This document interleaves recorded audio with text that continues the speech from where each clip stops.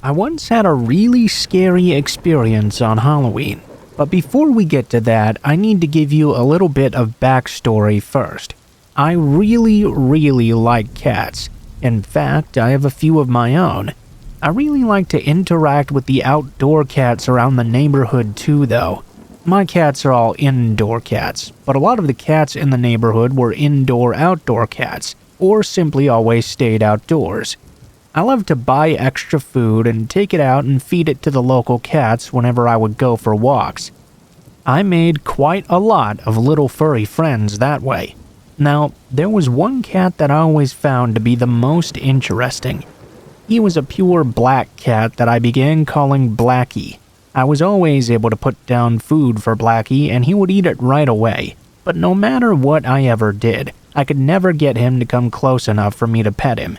I would sit down on the ground, put my palm out, do the "here kitty kitty" thing that always seemed to work with cats, and he would just look at me. He would come within a few feet of me and just kinda stare at me, and when I eventually had to leave, he wouldn't follow me and he wouldn't leave either. He just kinda watched me walk away. He would sit there very stoically as well. I would see him if I turned around and looked back at him, still watching me. He would be there until I turned the corner, or something like that. Seeing Blackie was a very regular thing around the neighborhood. He usually liked to hang out at the cemetery, which was a couple blocks down and over from where my house is. I figured maybe he liked hanging out on tombstones or something like that.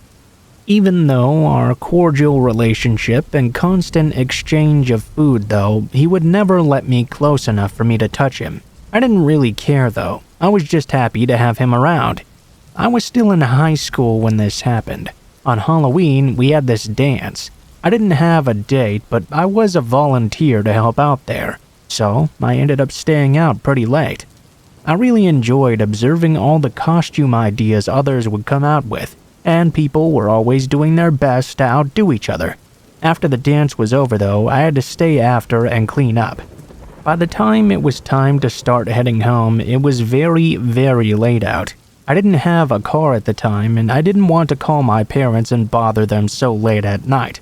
The party was on a weekday after all, and they had to work the next morning. It's not like I was scared of the dark either or anything like that, not even on Halloween, so I had no problem just walking home that night. It was very cold outside, and there weren't a lot of people around. It was so late that the trick-or-treating was long over by this point. There were houses that must have been having their own Halloween parties because they were very noisy as I walked by. Anyway, I know a lot of people might not have decided to do this, but I decided I would do some Halloween-y stuff and walk through the cemetery on the way home. I was thinking about Blackie. I had some cat treats in my pocket like usual, and I figured that running into him on a Halloween night in the graveyard could be very cool and thematic as well. I cut through the graveyard, not really expecting to be scared or anything. There were a few lights on here and there in the distance, but it was a very old cemetery. I knew they didn't bury any new people here anymore, and being that it was Halloween, I did expect to come across some teenagers possibly smoking pot, drinking, or making out. In fact, I did see that quite a few times and ended up changing directions quite a lot. Although I'd hoped to run into Blackie there, it looked like that wasn't going to happen tonight. Normally, I saw him in the early evening before the sun went down, so it wasn't much of a shock to think that he might be sleeping or something. Suddenly, I heard a noise come from behind me. Before I could even turn around and see what the noise was, someone had grabbed me roughly from behind. Before I could yell, I felt their hand cover my mouth. I couldn't tell anything about this person, other than they were very strong, and I couldn't really do anything to fight. The man started dragging me backwards. I was terrified. I had no idea what was about to happen to me. I mean, I did have a few specific ideas, but they weren't possibilities I really wanted to think about in the moment. He dragged me behind this very tall monument out of the way. I'm pretty sure I was sobbing at this point, but only tears were coming out because he still had my mouth firmly covered. I was completely terrified. And that's when I heard it. First, it was the distinct sound of a cat shrieking, followed very quickly by the sound of a man shrieking as well. The man let go of me suddenly, and because I had been struggling to get away from him, I fell forward onto the ground. Looking behind me, I could see the man was on the ground struggling a bit, and then I noticed a dark shadow shaped like a cat on his head. I immediately knew it had to be Blackie. I wanted to pick him up and run away with him, but he didn't stick around very long for me to grab him. He continued to slash the guy's face up pretty badly. There was enough light for me to see he looked like his face had just gone a few rounds with Freddy Krueger, but after his work was done and I was free, Blackie ran off into the cemetery. I took that as my signal to run away as well, and I sprinted off as fast as I could.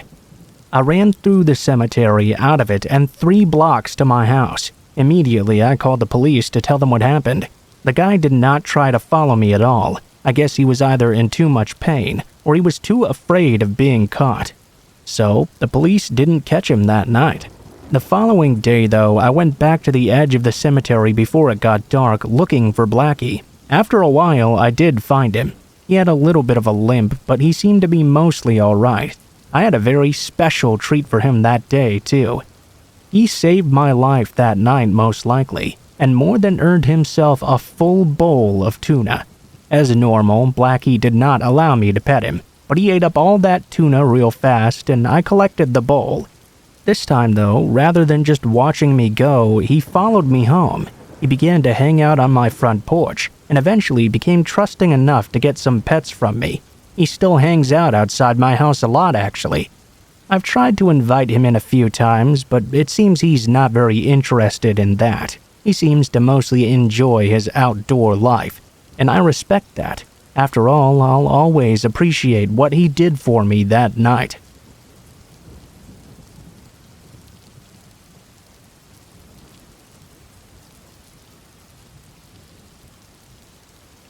So when I was 12 years old, I definitely was not one of the more popular kids in school. I don't think I was a nerd or anything, but I was very small, and I think being small made it quite easy to pick on me. There just happened to be a lot of bullies in my school too, so my life there was pretty miserable. I did have some friends though, a small group of us who were regularly picked on by others. That brought us close together as friends. We also had plenty in common, so it worked out pretty well for us. I remember that year the 4 of us went trick-or-treating together. It was Halloween, of course, and we enjoyed being in costume and at least somewhat anonymous. It was a little bit easier to exist around a bunch of kids who bullied us when we were hidden away in our costumes, although in retrospect it was not likely that hard to tell who we were. Fortunately though, we didn't really run into any problems that night while trick-or-treating. After a while, when the trick-or-treating started to wind down, we were also starting to get a little bit bored. But it's not like we had to be home early or anything like that, so we decided to go off and try to find some Halloween-like things to do. One of my buddies said he thought he had a really great idea. You see, there was this old well that was behind an old abandoned house, just on the outskirts of town. We knew all about it because a ton of people had tried to get into that house for drinking and stuff like that. There were no rumors about the place being haunted or anything, as far as I knew, but it was still kind of scary to go to an abandoned house with a creepy well. Plus, we'd all have to sing The Ring, so an old well was very scary to us. We decided it would be fun to go and check it out. We also figured there'd probably be older teenagers hanging out around the old house that night. They could have been drinking or smoking or something like that, but we weren't planning on trying to get in there to join them or anything. We just thought we'd go around and check out that well that was in the field just behind the house. Well, when we got up to the well, it was very, very dark. We kept the flashlights with our phones, but those lights didn't exactly produce that much light. It was a normal above-ground well that was a brick cylinder. There was no roof on it or a drop-down bucket or anything like that. There was a cover on the well, though. I dared my friend Andy to go up to the well and shove it off. I could tell he was a little bit too scared to do it, but we were 12-year-old boys, and even though we were buddies, we would have made extreme fun of each other for being scared. So, despite his trepidation, Andy walked over to the well and tried to push that wooden cover off of it. It took him a little while to manage, but eventually he was able to push the lid off.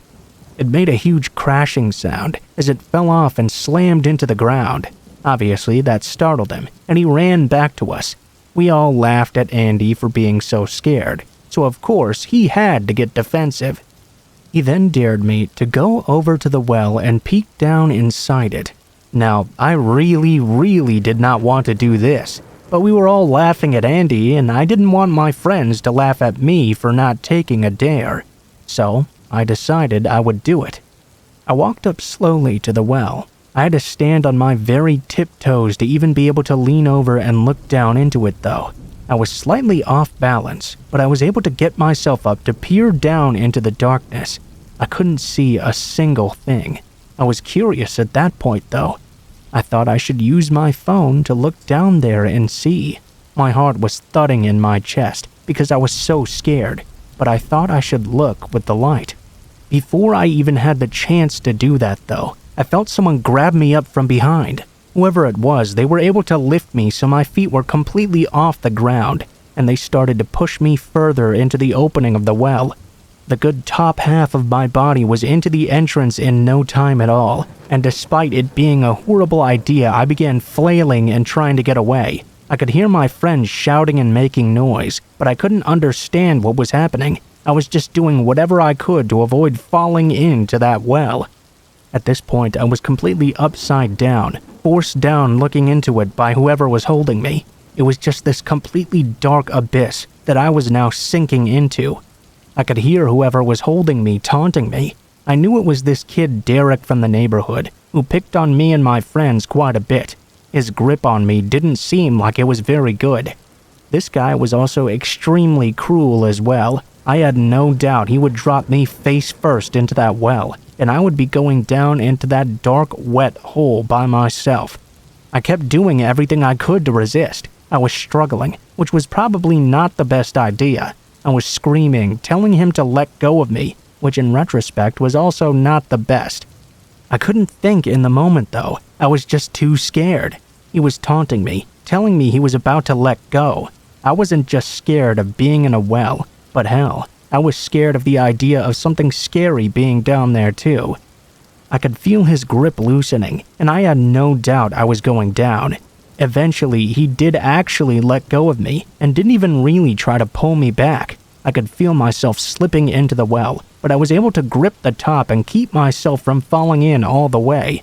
Even in that moment, I thought he was going to force me into it and make my hands let go. I felt some hands grip me again, and I screamed. This time though, they started pulling me back out of the well. Thankfully, that's when I noticed it was my friends pulling me out and not Derek. I was crying like a baby when I got pulled out. Derek was walking away with 4 of his friends, mocking me for being such a big baby. Fortunately, none of my friends teased me about this. They realized just how scared I had been and couldn't bring themselves to do it. It was the coolest my friends had ever been in a situation like that actually. I would like to say that's the last time I got bullied or put into a really scary situation like that, but unfortunately I cannot say that. This was the scariest I ever experienced though.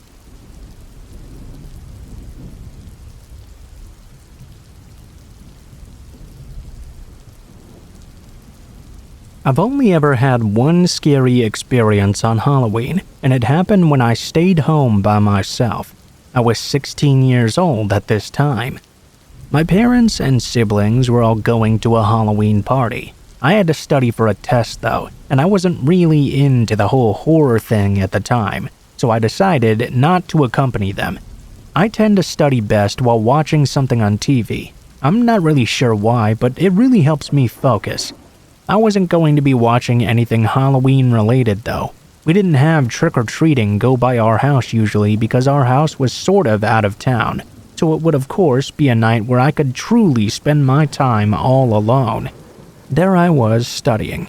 I think it was around 10 p.m. or so. I had the TV turned on to Comedy Central I think, when I heard the most blood-curdling female scream that I'd ever heard in my life. It was coming from the second story of our house, and it was loud. It sounded absolutely terrified. Immediately, I dropped my book and jumped out of my chair. I didn't know what the hell that noise could have possibly come from, but I knew for certain that I had heard it. It made no sense at all, because there was nobody else in our house. Still, and I don't completely know why I did this, I decided to go all by myself and see what could have possibly made that scream. I didn't even think about calling anyone or anything like that. I wasn't sitting in the dark, obviously, because I had been studying. I got up and turned on the lights to the stairs. I called out, "Hello?" I tried to get the attention of whoever was screaming, but I didn't get any answer. I quietly crept up the stairs very slowly and made sure to turn on all the upstairs hall lights as soon as possible. I still called out each time I went into a room. I turned on all the lights before going into any of them and opened up all the doors to check. I searched them each one by one. I checked everywhere there could possibly be anybody. I looked in the closets, I looked under the beds, I even looked in the vanity in the bathrooms. Checked out the showers. There was nobody in the upstairs at all. But that's when I remembered the attic. I knew it was possible that was where the noise could have come from, so I pulled down the door from the ceiling. Yes, I did go up into the attic by myself to see if someone was up there. I did every single stupid thing someone would always do in a horror movie. But as stupid as it was, it did not result in anything bad happening to me. There was no one either hurt or unhurt up in the attic either. The house was completely empty except for me. I went back downstairs and tried to focus on my studying again, but of course I was too freaked out to really concentrate. It's not like the noise I heard could have possibly been mistaken for something else. It was loud and clear as day, a female scream, and it was without a doubt coming from the second story of my house. There weren't any other houses close to us. I was certain the noise had not come from outside either. The thought made me even more scared though. I mean, what if it had been coming from the roof instead? But there was no way I was going to go upstairs and check the roof by myself. Even I had my limits of what I was willing to do. When my parents finally came home though, I told them what I had experienced. My dad checked out the whole house as well, including looking on the roof. He also looked around outside too. Not only did he not find anyone, he didn't find any evidence of anything that could have caused someone to scream. My parents racked it up to my imagination. I always hate when people do that though. There's no way what I heard wasn't real. My imagination is not that good. And even if it was, why would I be thinking about someone screaming, even though it was Halloween? My siblings thought I was making it up as a prank to scare them. I never really found out what it was in the end, but I know that I absolutely heard what I heard that night.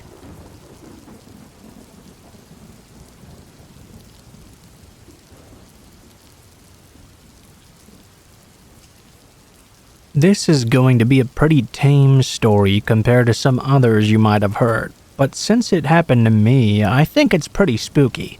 I'm definitely buying a doorbell camera ASAP at least. I'm writing this down only a few hours after everything happened, now that I've calmed down a bit and the sun is coming up and I feel somewhat safer. Last night I was laying down in bed, reading a little bit before going to sleep. I think it's important to clarify that I live on the outskirts of my town. Still in town technically, but definitely right on the edge, just off the highway that leads out of town and into a 15-mile-long stretch of lots of country. Woods, fields, a few residences, but it's mostly open highway. So other than the other tenants of my actual apartment building, it's normally a very quiet area. My building is a square with 4 apartments, and for each of us, our door simply faces right out into the open. There's no lobby or foyer or anything. My door in particular looks out into a large field that goes up a hill. I don't remember the exact time, but sometime between 1 and 2 a.m., someone randomly started banging on my door. That would freak me out at the best of times in broad daylight, let alone in the middle of the night. Nervously, I went to ask who it was. I could hear a man with a deep voice on the other side, claiming he was a police officer, and I needed to let him in right now. That's what he said. I needed to let him in, not that I needed to open the door for him. Luckily, I watch and listen to a lot of true crime stuff, so I was very quickly suspicious of this man. I got near instant alarm bells because he could not tell me why I needed to let him in. He couldn't tell me what I'd supposedly done and never asked what my name was either. He also clearly did not sound like a cop, if you know what I mean. Obviously, feeling creeped out, I called 911 to confirm this was actually an officer at my address, but they told me there was nobody there. At this point, I was freaking out. I called out through the door that I was on the phone with the police. I could hear the man kind of bang on my door one more time and then immediately stop making noise, I presume because he was running off at this point. They dispatched 2 cars to my apartment, and the officers took a good look around.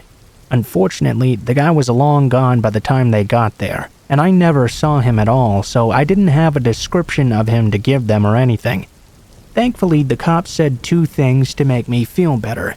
1, that they'd post more patrols in my area over the Halloween weekend, and 2, it was most likely just a Halloween prank, because the bar down the street from my apartment had just had a party, and it had closed just a few moments before.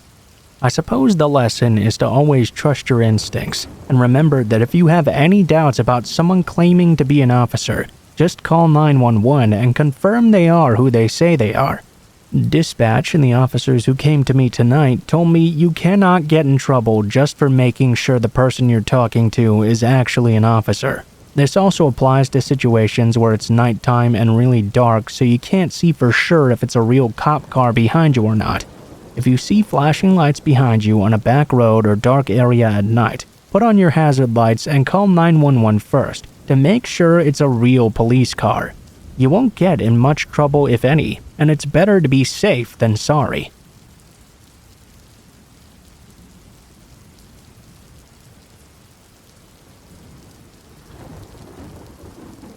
So this only happened yesterday, and it's been driving me absolutely crazy. It might not be as wild as some other stories, but it's by far one of the creepiest things that's ever happened to me. So my husband and I are walking home from having a beer at the local pub at around 6 p.m. In terms of setting the scene, we live in a small New Zealand town with a population of about 2,000. It's a real mixed bag in terms of residents. Older folk, meth heads, low income, but increasingly commuters from our capital city have all been settling down here. We fall into the latter category. It's spring here, so it was still plenty light out. We were chatting as we walked the 10 or so minutes home. About 3 minutes into the walk, at the first intersection, I spotted a cat sitting on the fence of one of the corner houses just on the other side of the street from us. I said meow and it meowed back. I then started stalking a bird, so my husband and I continued watching this house, and the cat really, as we walked past.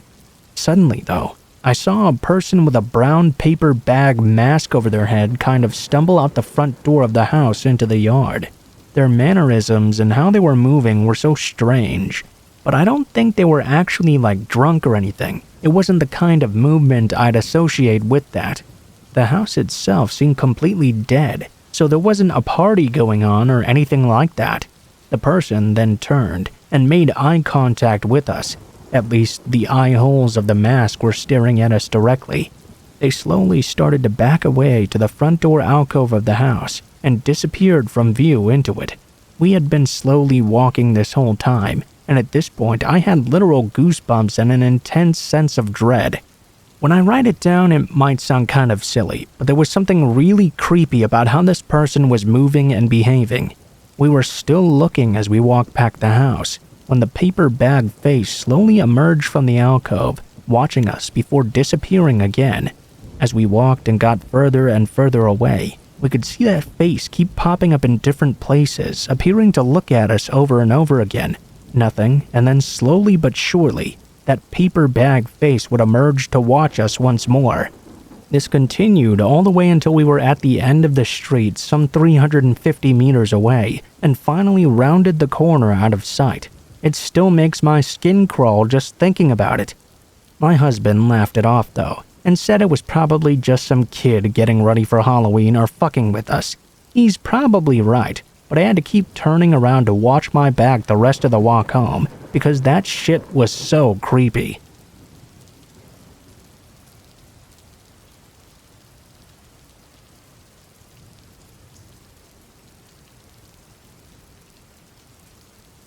I do a lot of hiking and mountain biking in the woods.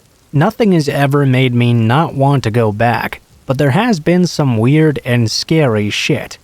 First off, when you go off into the woods a lot, you find all kinds of weird things. Altars, teepees, shrines.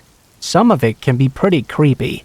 I think most of it, though, is just built by bored people who are trying to freak people out who go into the woods. And that makes it a bit less scary to me.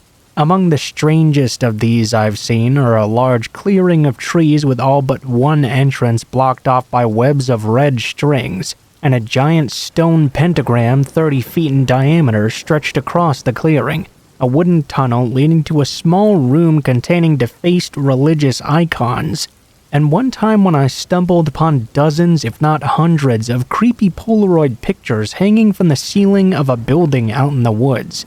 I remember a lot of them being close-up face shots of girls sleeping, a dude brushing his teeth taken from outside a window, and a photo booth strip of two girls, where one of their faces was crossed out with the words, "I'm glad you're dead."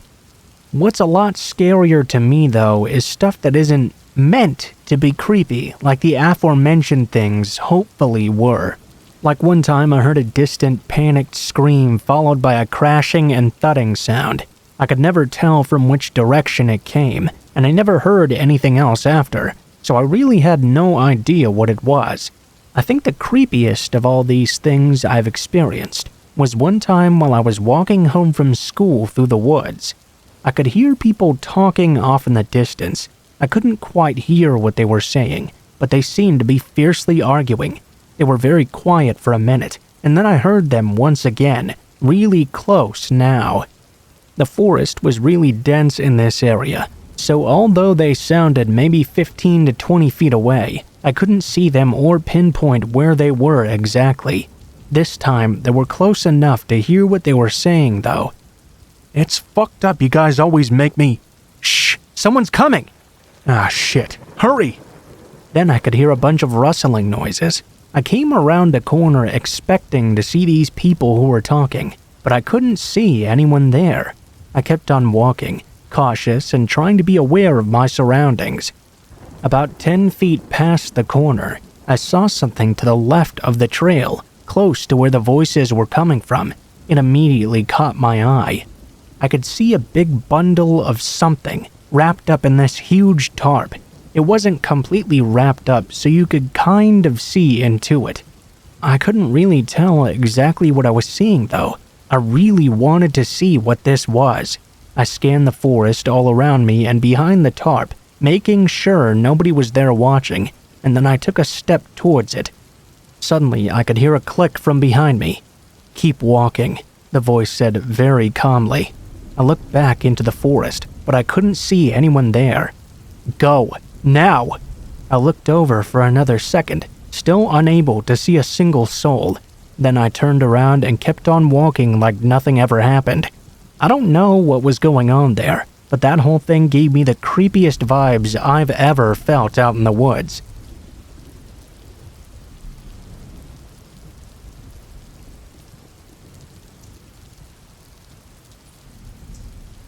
This happened just a couple of months ago. So I moved from New Zealand to Germany about 3 years ago now. I was working at a hotel in Munich as a bar manager while I've been learning the language. It's ridiculously complicated, especially if English is your only language before trying to learn.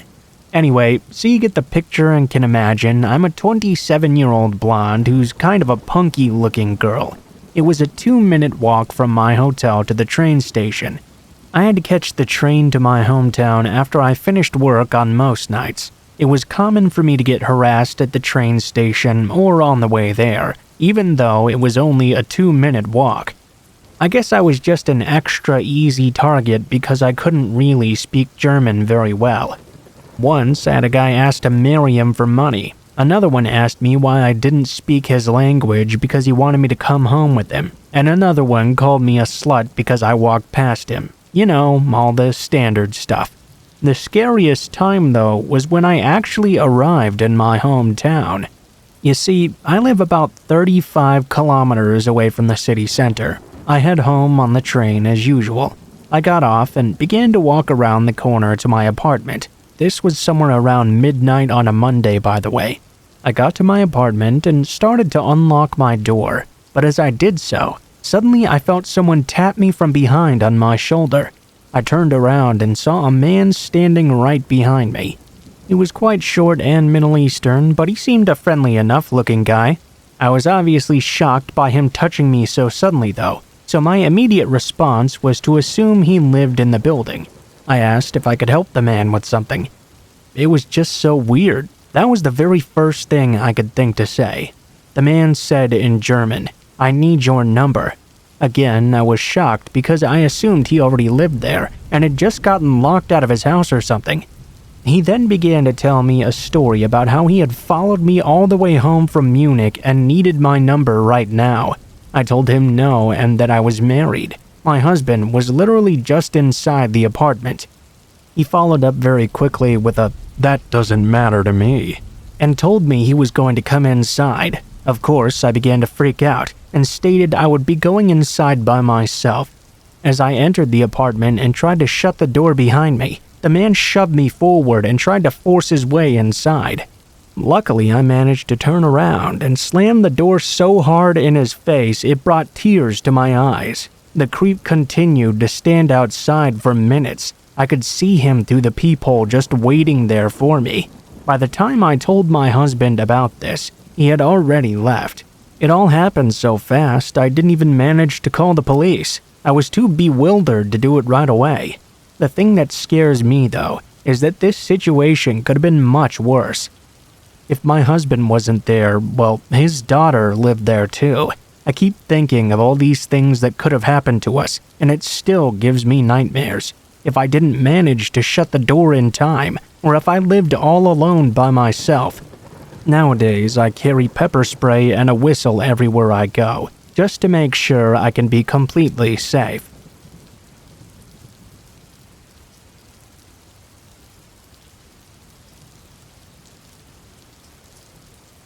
This story takes place during my senior year of high school, when I still lived at home with my mother. It was a Saturday, so I slept in as any teenager is wont to do. My mom left for work early that morning, so I had spent the entire day home alone pretty much. I decided to do some cleaning around the house to at least help out, when I realized we were out of paper towels. I went down to the garage to go fetch some more, since that's where we kept all of our extra supplies. My mom lives in a 3-story townhome, where the main floor is on the second floor, and the first floor is just a small entryway at the bottom of the stairs and 2 doors. One is the front door, and the other leads into the garage.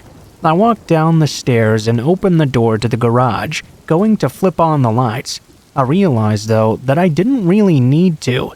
It seemed the garage door was wide open and letting in quite a lot of daylight. Maybe to some this would be no big deal, but my mom lives in a not-so-great part of town. She was always adamant about closing the garage door whenever she would leave. Because of this, I remember feeling really weird about saying this, since it was very unusual for her to forget to close the door. I just chalked it up, though, to my mom not realizing it, or perhaps something rolling under the door so the automatic sensor kept it from closing completely, and she'd just driven away without realizing. I tried to put it to the back of my mind and looked over into the dark corner of the garage where the boxes were all stacked and the paper towels were neatly stored. For some reason, though, I couldn't bring myself to walk over there and grab them. I did have a slight fear of the dark, so I figured that must be causing my sudden hesitation. I just stood there in the doorway and pressed the garage door button on the wall. I watched it close very slowly until it was completely shut. I made sure nothing blocked it from closing this time, and waited a good 10 seconds before leaving to make sure it was fully shut. I switched off the light and walked back inside. I locked the door to the garage as well. I had only taken maybe 2 steps up the stairs before I could hear boxes tumbling, the scuffling of feet, and the audible sound of someone hitting their hand against the garage door opener. Then the mechanical sound of the garage door opening. Immediately, I noped it up the rest of the flight of stairs, then stood at the top step for what must have been 20 minutes just shaking. It wasn't until my mom got home, asking me why the garage door was open, that I finally went back down. Other than my mom's car now in the garage, it was completely empty, except for all of the boxes in the corner where we stored the extra things for the house. I looked over and saw they had all been toppled over. Someone had been hiding there. I had to explain to my mom the situation. Needless to say, I'm extremely glad my gut told me not to go into that dark corner of my garage and just walk right into the arms of whoever was deciding to wait there. Who knows what they wanted to do to me?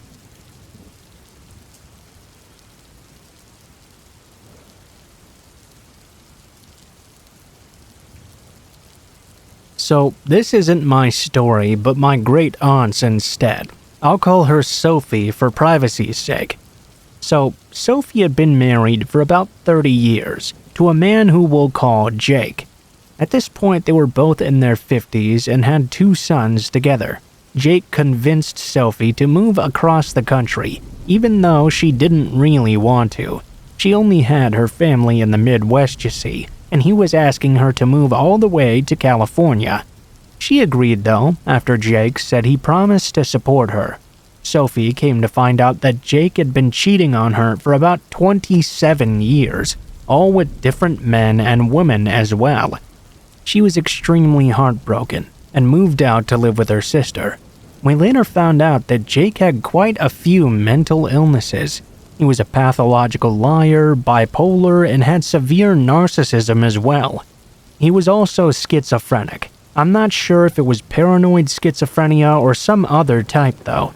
One day, a couple of months after moving out, Sophie suddenly got a call from her son, who had been keeping a close eye on his father. Someone had to make sure he took his meds for his mental illnesses after all. Her son seemed to be very distressed, and he started telling her the story of what happened. Jake had gone completely off his meds and started hallucinating. Apparently, he saw a strange man in his garage. Well, Jake believed this hallucination was a real intruder, so he grabbed a chainsaw. I'm not entirely sure how this happened, but this is what the doctors managed to get out of Jake after the incident. Jake's brain had gone so completely haywire that it convinced him that he was the intruder, as in his own body was that of the intruding force. So Jake revved up his chainsaw and took it to his own body. He sawed off his left leg entirely. Then he started to brandish the chainsaw at everyone else, before finally taking it to his own neck and face. He seemed to be trying to cut off his own head. Thankfully, he only managed to mess up his lower jaw before he passed out. His son found him in a huge pool of blood and flesh that was severed from him. Of course, he called 911 immediately. Once at the hospital, he called Sophie. She instantly flew out to meet him and give support. I know this is not your typical creepy story, but it was quite terrifying to everyone in my family. They were not able to save Jake's leg in the end, so it had to be properly disposed of. He was in a coma for a couple of days, during which the doctors were unsure if he would ever wake up. My aunt stayed by his bedside.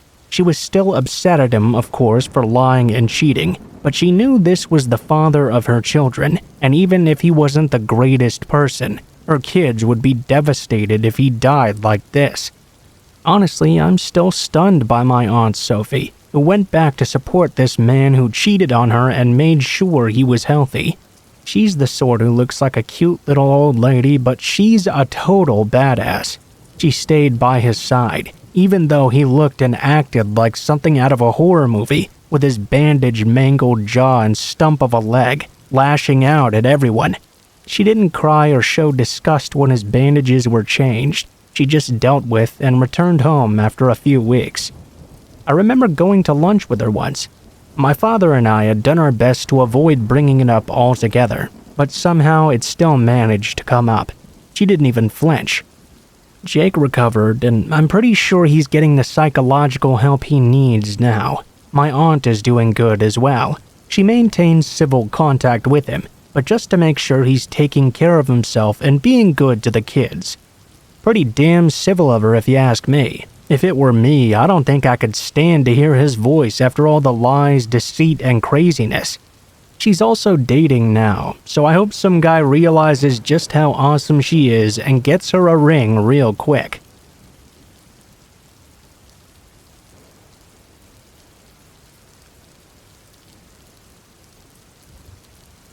I was homeless in Long Beach, California in 1980, at 16 years old. My mom was in federal prison, you see, and my dad lived all the way in Texas. This meant I was staying in cars and garages. I was hitchhiking from downtown to Belmont Shores one day when I was given a ride by a man who was kind of strange. I wasn't too worried though. I was already a hard drug user at that age, and I had been arrested for 25 pounds of marijuana in Huntington Beach.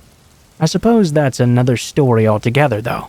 I was picked up by this dude, and as we drove down Ocean Boulevard, he turned and said to me, "Hey, I have to make a short detour and pick up some Valium." I said okay. We turned onto Coronado Street and drove a few blocks down it. He parked in front of this small apartment building and told me he'd be right back. I was waiting there in the car when he came out from the apartment. He said his cousin had locked the Valium in a safe and he had paged him. He was waiting for him to call with the combination. He asked me if I wanted to come up and smoke a joint.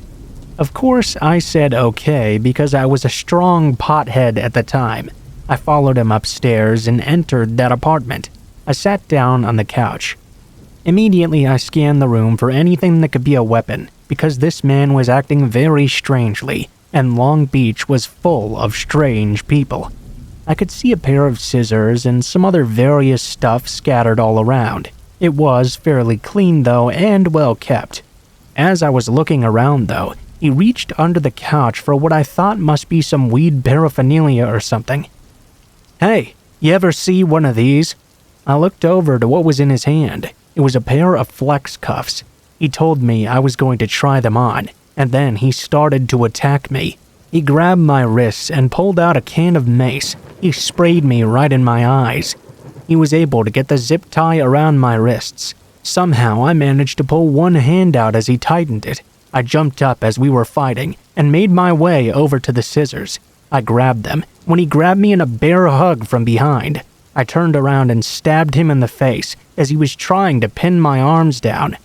I was fighting for my life now. I kept trying to stab him as hard as I could. His grip moved up and pinned my arms again, and he began to choke the life out of me from behind. I was not able to breathe anymore, and I thought I was going to die in that moment. So I went completely limp and acted like he had just killed me. The man dropped me to the floor and started to drag me to the bathroom by my arm. He opened the bathroom door and turned on the sink water. He just left me lying there. Immediately, I jumped onto the rim of the bathtub. He stuck his arm in the door holding out a towel. I was going to jump out the second-story window.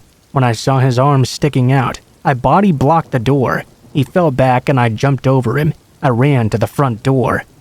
When I got there, I saw to my horror that it was a key lock on the inside. I grabbed the doorknob and turned it. Luckily, it was unlocked and actually opened. I ran outside and began beating on every upstairs door of the apartment complex. It was like 12 units, so I kept on running, yelling for someone to call the police. I ran downstairs where there were two guys tossing a football in the street.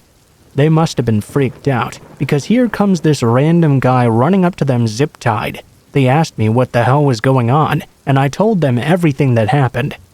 We could see the weirdo try to come out and flee. The guys helping me told the dude the cops were on the way, and he was not going anywhere. I heard sirens moments later, and 3 police cars came with lights and sirens blazing. The police asked me what happened, and I explained everything once again. They went up to his apartment and came down. They told me I had to go up with them. Of course, I didn't want to go back in there. The man, though, had told the police I had tried to rob him and stabbed him in the face for no reason. He said his side of the story. The police looked around and found some gay paraphernalia as well as the zip tie that was cut from my wrist. They took me outside and explained that because I was a juvenile, my parents would have to come to the station to press charges. They told me that if they arrested him, I would have to go also. I said I refused to press because I didn't want my parents involved. They left, and I went on my merry way. My mom got out of the feds eventually, and I moved back to Texas for 5 years. I came back, and my mom and sister had bought a house almost directly across the street from where I was attacked. When my sister said she wanted to introduce me to her new husband, well, I almost had a heart attack. It was one of the men who was tossing the football that day who had helped me. He seemed to recognize me and said he remembered me as the kid with the zip tie who had randomly run up to him that day.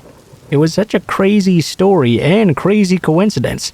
I'm glad to know that he's doing well now, though.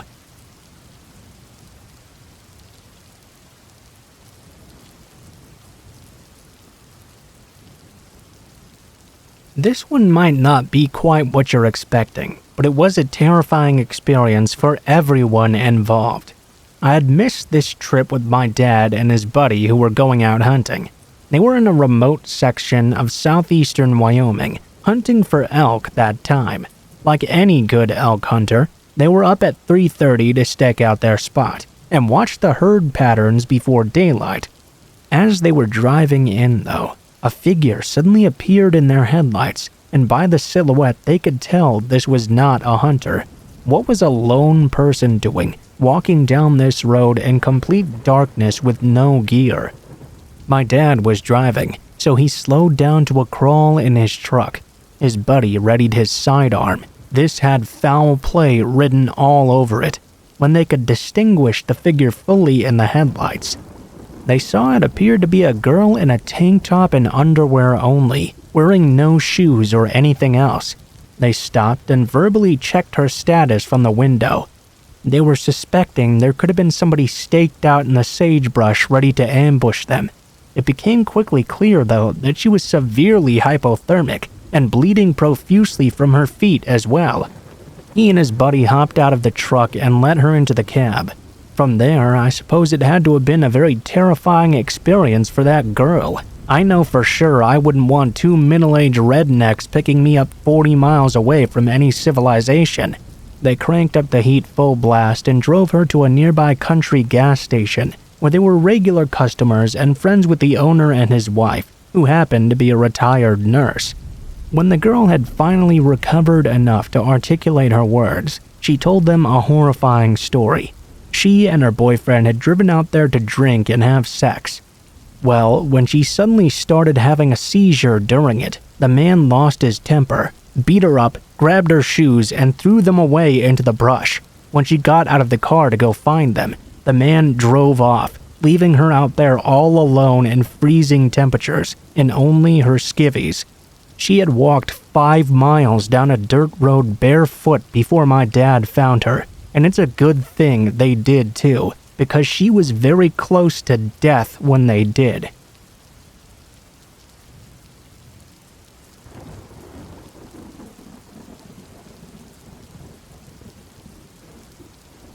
This still creeps me out to this day. So I had very little to no supervision as a child. My mom worked day shifts, and my dad worked night shifts. Dad would be asleep most of the day, which meant I was really free to do whatever I wanted until Mom came home. Usually, though, I'd get bored after just a few hours spent watching TV and playing with my toys. Whenever that would happen, I would grab the home phone and retreat to my room. I used to find it so entertaining to just press random buttons and see who would pick up. Usually, I'd press too many of them, or occasionally I'd get a number right, and upon hearing my voice, the person on the other line would warn me to not call strangers again. I remember one particular time, though, I managed to call a correct number. A man with a deep, gravelly voice picked up. I asked for the man's name, and I could audibly hear him pause for a moment thinking it over. The man then told me he was Santa Claus. I was beyond excited. Of course, I was still young and gullible enough to believe this could be true. Well, of course, in my childlike excitement, A good 10 to 15 minutes were then spent bombarding the man with various questions. Everything seemed to be going fine, until Santa informed me that one of his elves had misplaced my address. Then he told me that I would not be getting any presents on Christmas if I didn't tell him where I lived. Luckily, I was young enough that I didn't know my own address at that age. I remember crying profusely, desperately trying to remember what our address was. Eventually, I got so upset I ran into my parents' bedroom and woke up my dad while shouting, "Santa needs our address!" My dad was pissed off. He yanked the phone out of my hands. But Santa was already long gone. Obviously, after this, my parents made sure I never touched the home phone by myself again.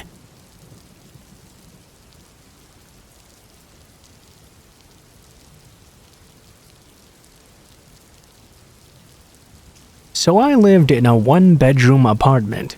Connected to the bedroom was this walk-in closet. Now, my ex-boyfriend was staying with me at the time. During the middle of the night one day, I awoke from a loud sound that came from inside that closet. Instantly, I broke out into a sweat. I didn't move at all. I didn't do anything except stay underneath my blankets.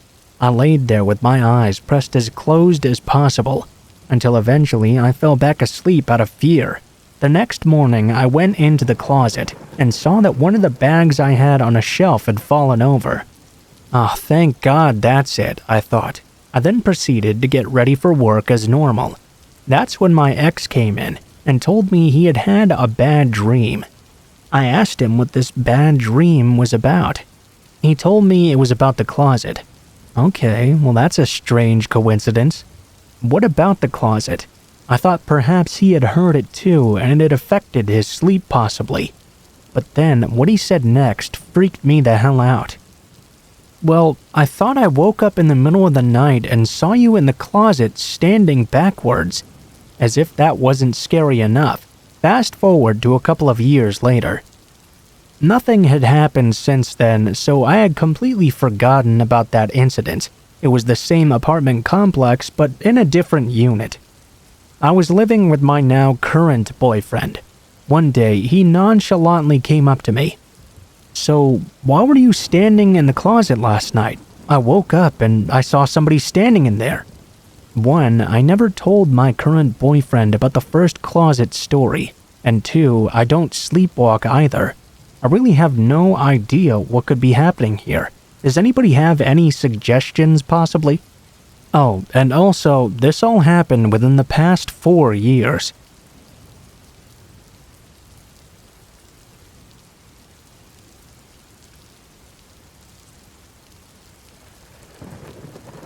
This happened during the summer of 2015. I had just graduated high school, and I still lived in my hometown at that time. I was out with some friends, and it was getting really late in the evening, around 1 a.m. or so. I decided it was around time to head home. First, though, I had to stop by a drugstore close to my house that was 24/7 to pick up some aspirin and snacks. The one I went to was in the same parking lot as a supermarket, which is important.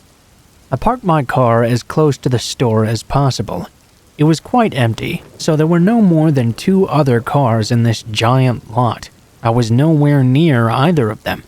I headed in and grabbed what I came to get very quickly. I just had this overwhelming feeling of dread the whole time, for seemingly no reason. I felt like someone was constantly watching me, but when I looked around, I couldn't see anyone else there. Well, besides me and the cashier. After I had gotten everything I intended to buy, I stalled checking out for a bit. I went aisle by aisle, looking at random things. I thought, just in case, whoever was out there would surely get bored and leave if I took too long looking around. Really though, the whole time I thought I was just being paranoid. I wasn't used to going out so late, so surely that must be it. After about 20 minutes of that wandering around, I paid for my items and left the store. I got to the door and literally bolted to my car, pepper spray in hand. I locked myself in immediately. I turned my head to check the back seat. Just before I was about to breathe a sigh of relief because no one really was there, I heard a sudden tapping on my window. I looked around before I'd left the store near the entrance, and I'd seen that no one was nearby, so how had I not seen whoever was tapping out there? Of course, this really freaked me out. I don't know if this person was Ted Bundy inspired or what, but this was quite an odd occurrence. I looked up to see a very handsome blonde man with slightly long hair and a big cast on his arm. My first instinct was to drive off immediately, but this man was leaning on the front hood part of my car. I didn't want to just run him over and get in trouble or something, so I rolled my window down just an inch. I called out to him and asked him to maybe back up just a bit so I could drive off without hitting him, but no, he stayed glued to my car. The man then asked me if I could help him with directions and to look up an address for him. I really need to go right now, sir. Maybe you can ask the person in the drugstore and they can help. I already went to the supermarket and they said they couldn't do anything. Well, that was a big mistake. I knew that place closed at exactly 8 p.m. There was no way this guy had just been lurking around for 5 whole hours, waiting for some random girl's help. He then went on and on about feeling really tired. If I could just give him some water or food I'd bought since he had no money, that would be a great help.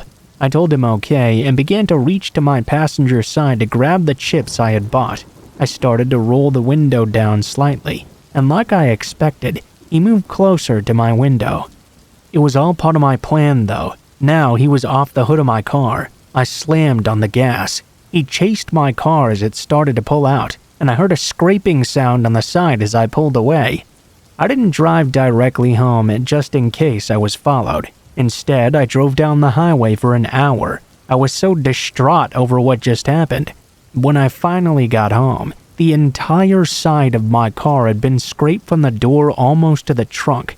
I'm pretty sure he used a knife or some other sharp object because it was a really rough scrape. Of course, I immediately reported the incident, but they never found that man or heard of any similar incidents in my town. He was watching me the entire time, perhaps from the windows of the store. How else would he have known I'd brought food with me? I think maybe he had hidden behind my car so I couldn't see him when I came out at first. I feel like he was trying to get me before I got in my car, but I was too scared and happened to get in too fast for him to act.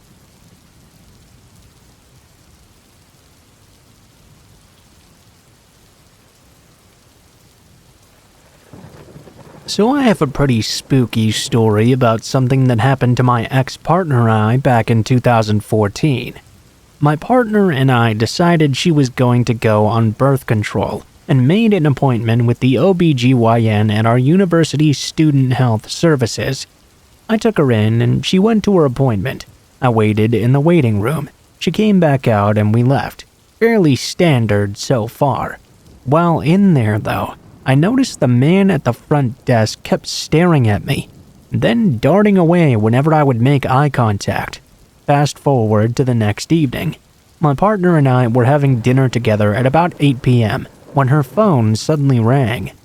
She answered, only to realize it was the man from the front desk at the Student Health Services office. He introduced himself as such as well. He went on to tell her that her STD tests had all come back clean. This is mandatory before you go on birth control, which was odd because usually they just put that info online in a secure portal. He then started asking about her sexual history and how many partners she'd had. Although she was uncomfortable answering this, she did so, thinking obviously that the front desk guy was asking for more information for the doctor. He then asked if the person she was with was her husband. When she said, "No, it's my boyfriend," he immediately pounced. He said something along the lines of, "Well, I think you're so beautiful and clean. I'll treat you better than him. In fact, I'll come over to your apartment right now." Startled and confused, she said, "Wait, what? Excuse me, that's inappropriate. Please let me talk to the doctor instead." "Oh, I'm not at the office. It's closed right now. I'm calling you from my cell phone." "Well, how did you get my phone number?" I never gave it to you." "Oh, I know. It was in your file. I thought you were so beautiful that I added it to my phone, after I saw you had no STDs, of course. Also, I saw your address was near mine, so I'm thinking about coming over. Don't worry about your boyfriend, though. I can take care of him. I can come over right now if you'd like." She hung up the phone immediately, and we called the police and filed a report. I spent the entire night looking at the front door with a baseball bat in hand. The very next day, we ended up starting a case with the school because it was student health services. They tried apologizing at first and saying he was just new, but we were very firm that this was not just ignorance. We called the dean of the health department and told them what happened and that we were going to file a lawsuit. Needless to say, he was immediately fired and expelled from the school as well. Since he was an international student, this also meant he had to leave the country. Because we didn't want to cost our school money, and they acted swiftly about the issue, we didn't pursue further legal action after.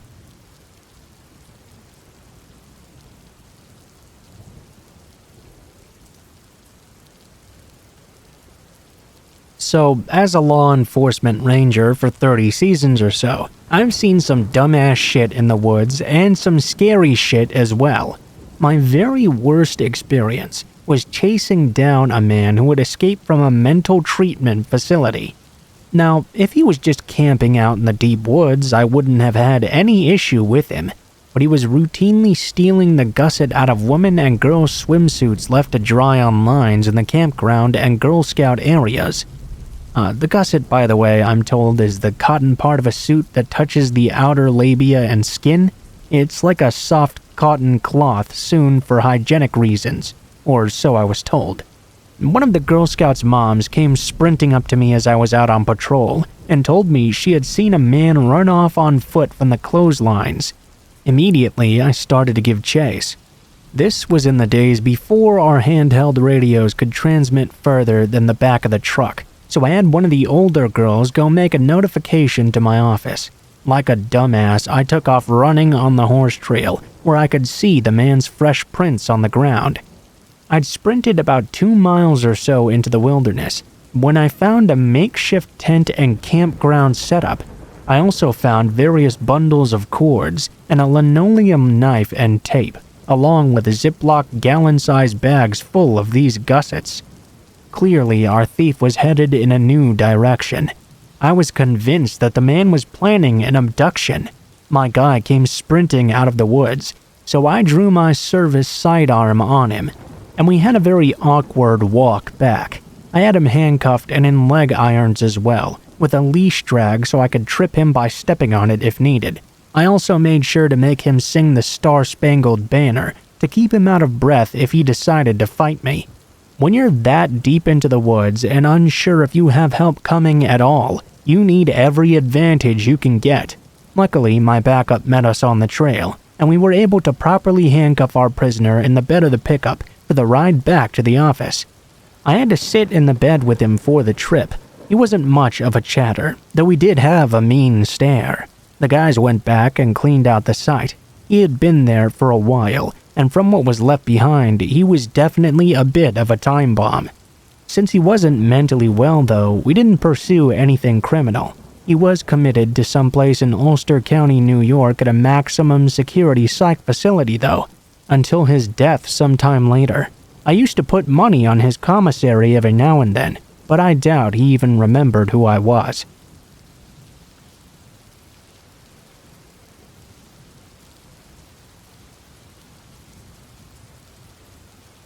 Three years ago, I was hunting in Namaji State Forest in Minnesota.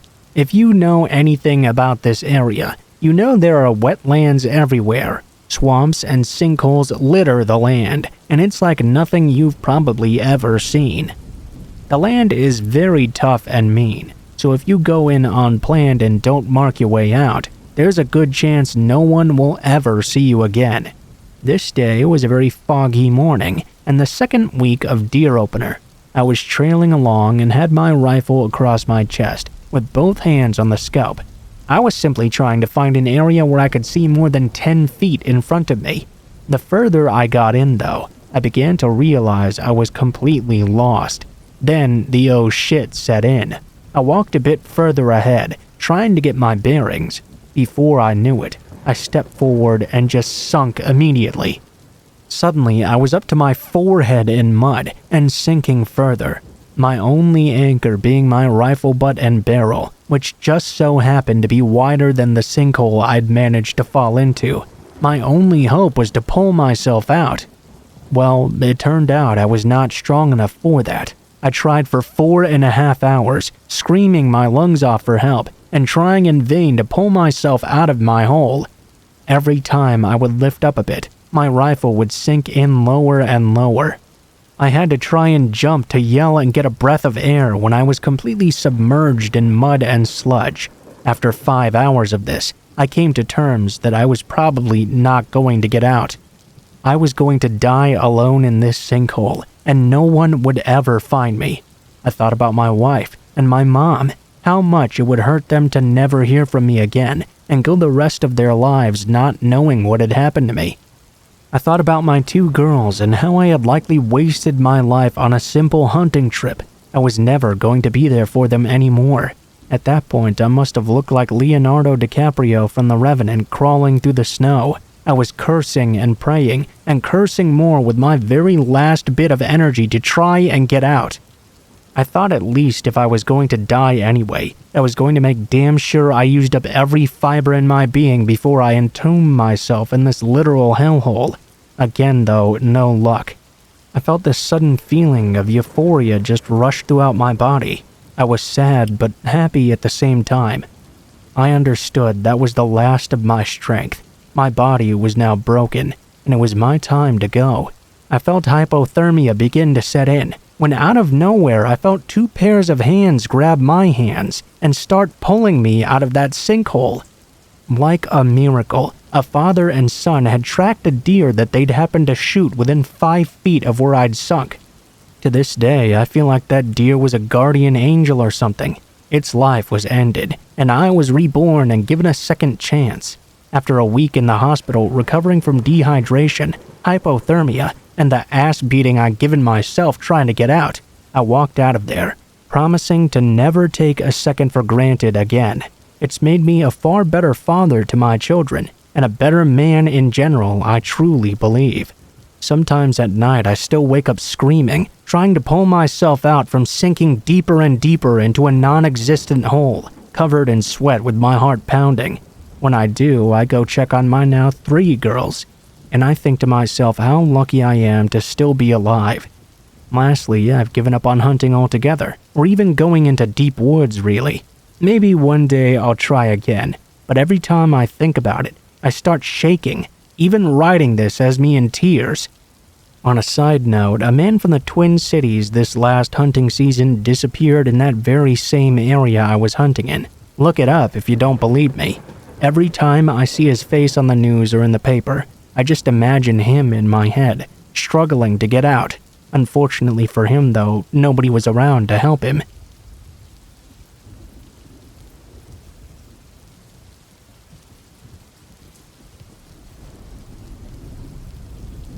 So after reading a few posts on here, I've decided to add one of the creepier, still unexplained events that happened to me and a group of friends within the past 5 years. Thinking back on it even, I still get this unnerved bad feeling that sort of lingers. Anyway, here goes. A group of friends and myself rented a place on a lake for a fun-filled, drunken weekend. We were all in our young to mid-20s, and it was supposed to be just a big party. For the most part, that's actually what it was. Friday night and Saturday morning, we went all out having a blast on the water and doing fun, stupid stuff. Naturally, when Sunday afternoon rolled around, we were all so dead from going all out, we decided it would be a night of no drinking. Perhaps only a little bit of weed smoking by some of us. Instead, we'd kind of just have a chill evening and night. Because of this, the atmosphere was very relaxed. 9 p.m. comes rolling around, and about 8 of us were inside the house. 5 were outside. The house was a 2-story with a 2nd-story deck/back porch. It was surrounded by woods. If you walked out through those woods, you would eventually hit the lake. I'll mention that we had already experienced some weird vibes from the locals when we first arrived in town. Mostly just backcountry old-timers that I assume were leering and irritated because we were college-age kids looking to have a good time. The town and the lake were so large though, so it's not like anyone knew exactly where we were staying at. Anyway, 3 of my friends were on the upstairs back porch, and my other friend and I were downstairs outside just talking on this little old table near the woods. I mean, it was otherwise just a really nice night. My friend and I were getting lost in conversation when all of a sudden there was this weird feeling that suddenly encompassed us. It was like an unnerving physical experience that came from the woods behind us. It was so strong we both quieted down immediately. Out of nowhere, this loud chanting abruptly started to come from the woods. I had no idea how far away it was. Because of the way the lake was set up, I'm pretty sure the voices carried up and out through the forest. It sounded like a cult chanting away, and all of the voices seemed to be male. I mean, they were very loud and perfectly in sync. We all froze for about 20 seconds. I couldn't contain myself anymore, and darted toward the house with the others following me. I don't know how to explain the feeling that came with that chanting, but it was like a tangible evil, like something so powerfully uninviting. I was shaking by the time we got up to the second story, and ran out onto the balcony with the other 3 friends. One of them was my brother. By the time we got up there, the chanting had stopped. Naturally, I asked, "Did you guys hear that?" in the most shaky, freaked out voice possible. They had, in fact, all heard it, and not seconds later after asking, the chanting began once again. The 5 of us are all out there peering into the forest, listening to this strange chanting. Sometimes it would sound really far away, then it would get closer and closer until it was relatively close by. All male voices, in the weirdest language I'd ever heard. I don't even know if it was a real language, to be honest. It sounded like some strange, extreme church chanting. Suddenly, we heard a loud bang, like someone had just struck a huge metal object.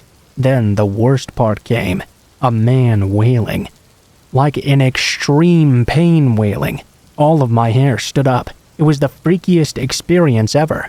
My brother and I stared at each other in a mixture of scared excitement and horror. The wailing stopped abruptly. Then it went back to the chanting, which eventually died out altogether. I was so freaked out. I wanted to call the cops right away because whoever screamed surely must have been in a lot of pain. That mixed with the weird chanting made me think some terrible sacrifice was going on in these woods. One of my friends tried to say it had to be some drunk guys just messing around, singing and being weird, but I know there was no way that was coming from some drunk guys. They were all perfectly in sync, and that wail of pain, it was way too real. All of a sudden, it was like all that weird tension and energy just dissipated altogether. I didn't call the cops in the end. I wish I would have, but honestly the forest was so large anyway, and since the lake house was looking down at the woods and lake, it could have carried out from just about anywhere. It definitely wasn't in our close proximity, but it was close enough to be carried out by the shape of the landscape. We went in and grabbed some of the others, but by the time they came out, everything had stopped and didn't continue from then on.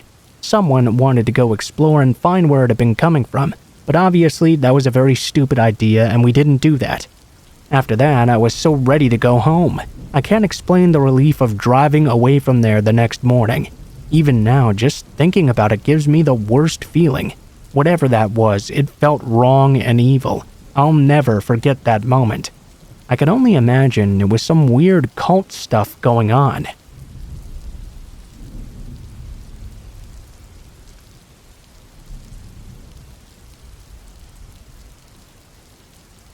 This happened earlier this week, and it still freaks me out.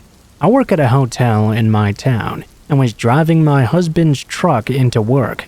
He was taking mine into the shop this day to get it serviced. He has a very large truck, and I only drive it when I absolutely have to. When I pulled into the side parking lot, I noticed the entire lot was covered in snow. No one could see the lines for the spots. So of course I began like a moron to try and park in what I hoped was an actual spot, backing up and moving forward several times. When I finally did manage to park, I got out of the truck and grabbed my backpack. All of a sudden though, I could hear someone yelling from the sidewalk from behind the parking lot. "Hey, you need to learn how to fucking park." I was embarrassed, but just closed the truck, locked it, and began to walk to the front of the building. Now, the hotel had a side entrance for employees only. It took a code though, and I have a really shitty memory. Usually, I would just walk around to the front and go into the main entrance. All of a sudden, I could hear the guy yelling again. "Did you hear me, bitch?" I walked faster and took a peek behind me. I could see the man was now following me. I kept walking but called back. "Please leave me alone, sir. I need to get to work now." Before I could reach the corner of the building and make my way to the entrance though, the man sprinted to me and gripped my arm and spun me around. I'll never forget what this guy looked like for as long as I live. He wore dark clothes with a torn-up winter coat. His eyes were extremely bloodshot, and he smelled like a combination of cigarettes and whiskey. I guessed he must have been drunk, but he didn't slur at all when speaking. "You're coming with me now." The man began to drag me back to the truck, and I tried to pull away from him. "Give me the keys, we're taking a drive." I began to scream for help, and his grip on my arm got even tighter. I'm a 26-year-old woman and not skinny at all, but I was a lot smaller than this guy. He was dragging me away so easily, and the snow on the ground just made my feet slide along. I screamed out for help, but no one was around to hear us. I kept fighting to get away from this guy. I prayed there would be any guest that could possibly hear me. But it was our slow season, so most likely there would be no one in the rooms on that side of the building. The guy turned back to glare at me. "Shut the fuck up and give me the damn keys!" Now, I was carrying my backpack on one shoulder. It was big and bulky from my uniform and shoes. I quickly slipped the strap down my arm, grabbed it, and swung it right into his face. The guy let go of me, and I ran for my life to the front doors. I could hear the man screaming behind me, but I ignored him. I was way too scared to look back now. I ran inside and all the way to the employee locker rooms. When I finally calmed down enough, I went to the front desk to talk to security. Sadly, there were no cameras on that side of the building, so none of this was recorded. They called the cops, and I did make a report though. The cops informed the general manager of the hotel that they needed to seriously consider security cameras on that side of the building, as drunks and druggies were known to be in this area. They got the description of the man, and said they would keep an eye out for him. The manager apologized like crazy about the incident, but I told him it wasn't really his fault. He was a really good guy. I did ask security to follow me out so I could check on the truck though. Thankfully, it was fine. After that, the security guard promised to make more rounds outside, especially in the early morning. And that was about it in the end.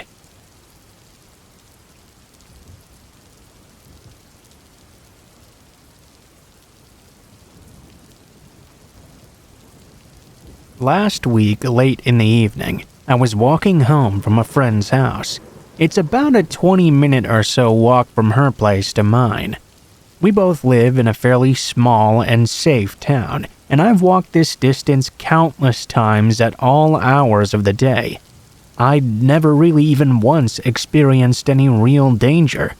First, you have to walk through my friend's little neighborhood. The rest of the way, there's nothing but woods surrounding both sides of the road. This wasn't a particular problem for me though. The woods didn't scare me. I'd grown up around them all my life. It's the people that scared me. I felt a lot safer in the woods, in fact. I kind of felt like they were on my side, despite all those scary woods stories you might have heard elsewhere. Well, just as I had passed the very last houses in the neighborhood, I noticed out of the corner of my vision that a man appeared to be walking very far behind me. I couldn't really see him very well, but I could hear his footsteps. The roads were very icy. It sounded like this man was wearing crampons.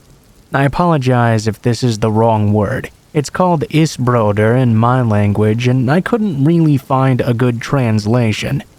I wasn't really too worried though. In fact, my first thought was I should really have a damn pair of those myself. These roads were slippery as hell right now.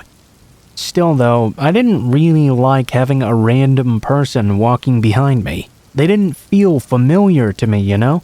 So few people live in this area, and I know every single one of them. I don't exactly take very kindly to strangers because of this. As I walked further beyond the edge of the neighborhood, I heard the man begin to speed up his pace, and I started to get a very bad feeling about this. You hear all the time from these stories how you should always trust your instincts and listen to your gut. It's good advice in general, yes, but here's the thing. If you're a very paranoid person with lots of anxiety, you get bad vibes every single day. It's so easy to just assume the worst about people. I don't trust anyone except my family and close friends. If I were to always trust my gut, I would never be able to leave the house again without shaking in fear. Still though, I have acted on instinct before, hid from people looking like a complete idiot. I don't really care. Just to be on the safe side, I decided to do the same this time as well. Better to be safe than sorry, you know? I took off into the woods. I wouldn't be able to outrun this man on this very slippery road, so my best option was to hide in the woods. Well, as soon as I started to go in that direction, I could hear the man begin running behind me immediately. Guess I was right for once in my life. My instincts were true this time. I didn't have to go very far into the woods though. Very soon I found a good hiding place. I found a big bush surrounded by tons of other bushes and trees. So much vegetation, there were no paths in sight.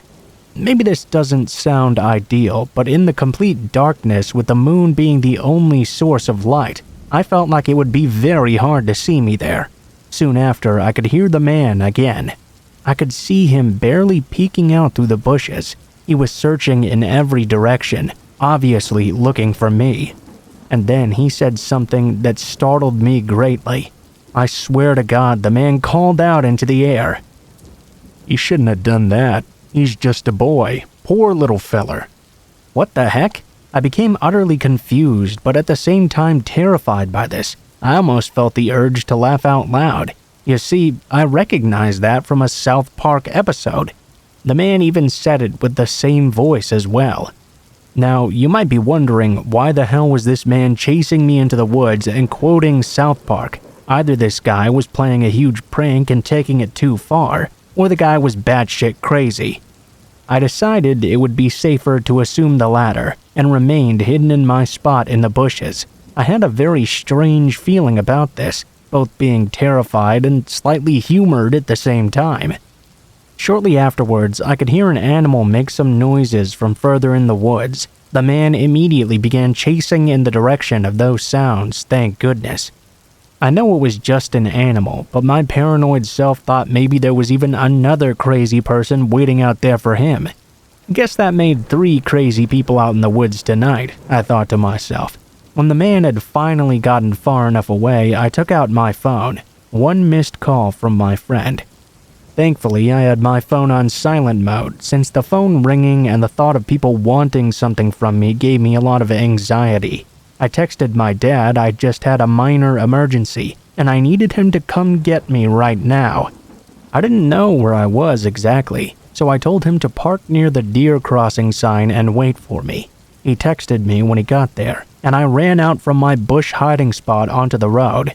Thankfully, the car was quite close, so the guy didn't really have time to chase me or anything. Safety at last.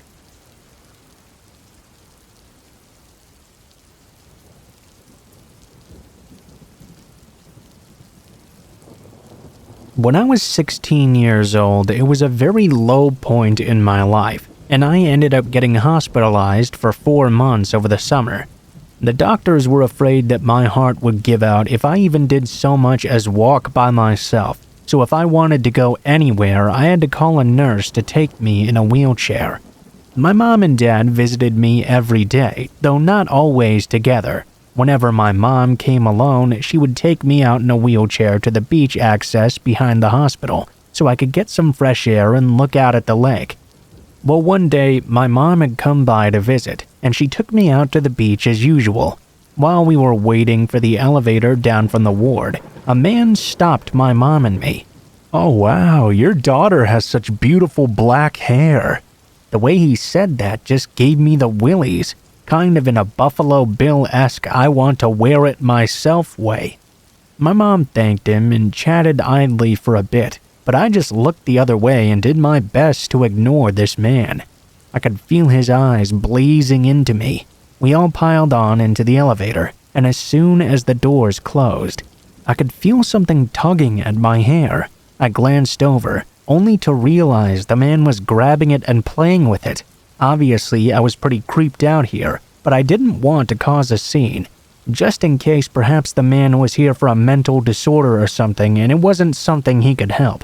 I leaned over as far as I could in the wheelchair, so he couldn't reach me without alerting my mother.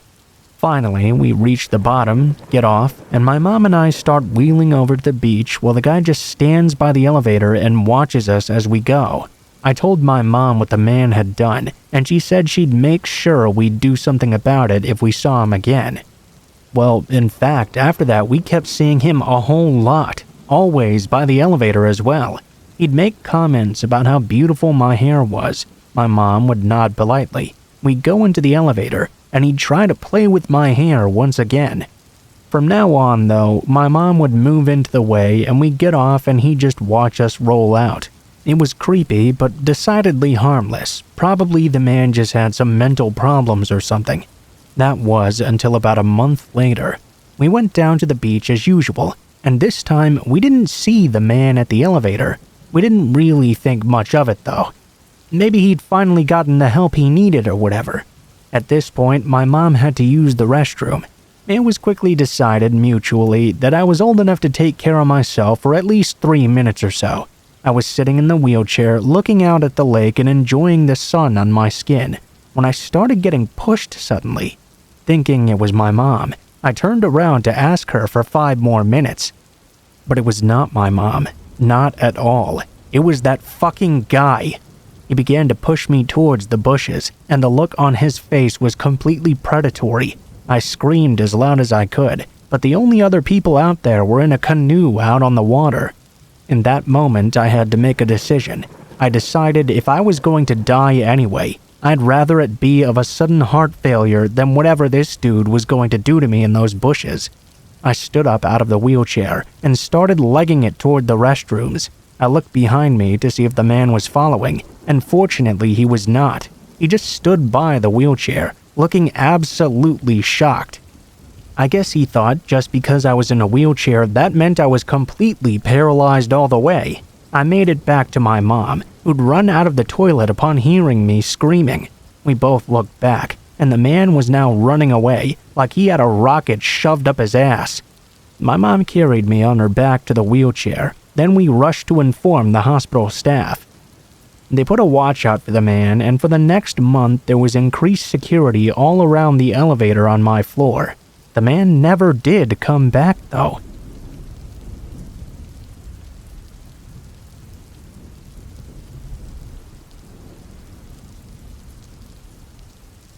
Boy, have I got a story for you, told to me by my uncle just a few days ago when I was visiting him at his home for Christmas in rural, almost bluegrass country.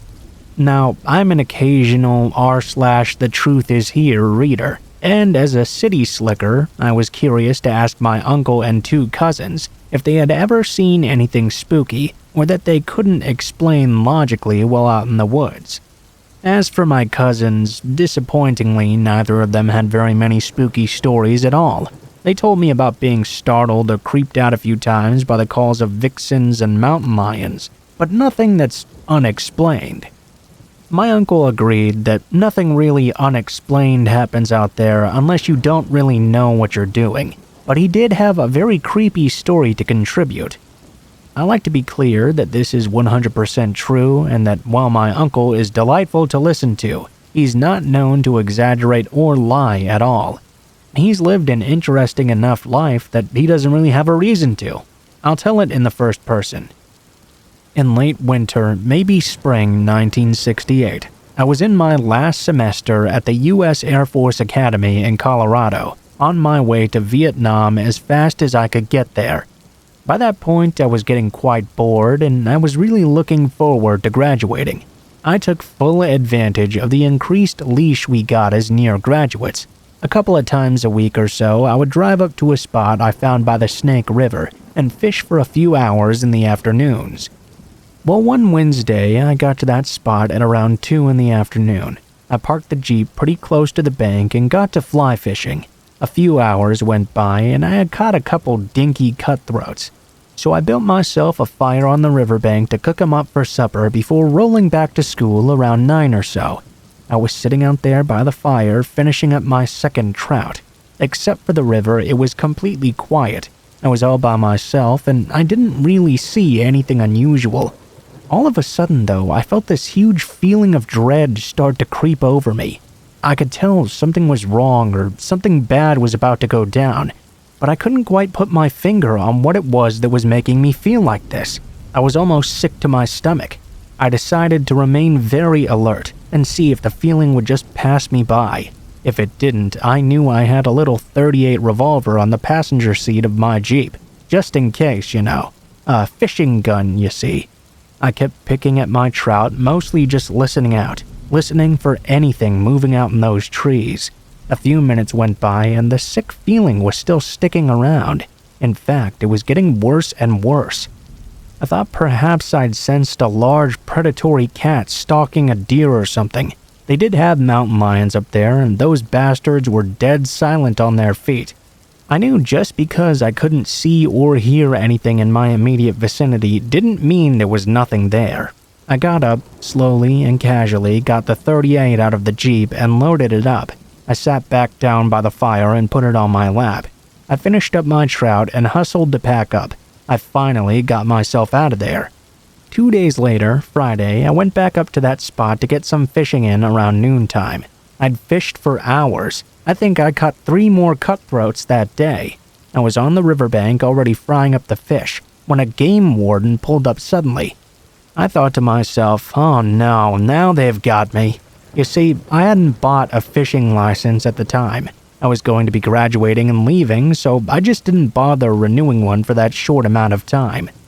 Surely this game warden was about to ask for my license. I didn't have one. I thought maybe I could turn on the charm and convince him not to give me a ticket. He parked behind my Jeep and walked over. Hey there, I've got a cutthroat here. Would you like to join? Oh, don't mind if I do. I chatted him up, but I think he could tell I was very tense. I thought things were going well, though. He's here and he's eating the evidence himself. Hey, are you from around here? He asked. No, sir. Upstate Buffalo, New York. I'm down at the academy graduating in May.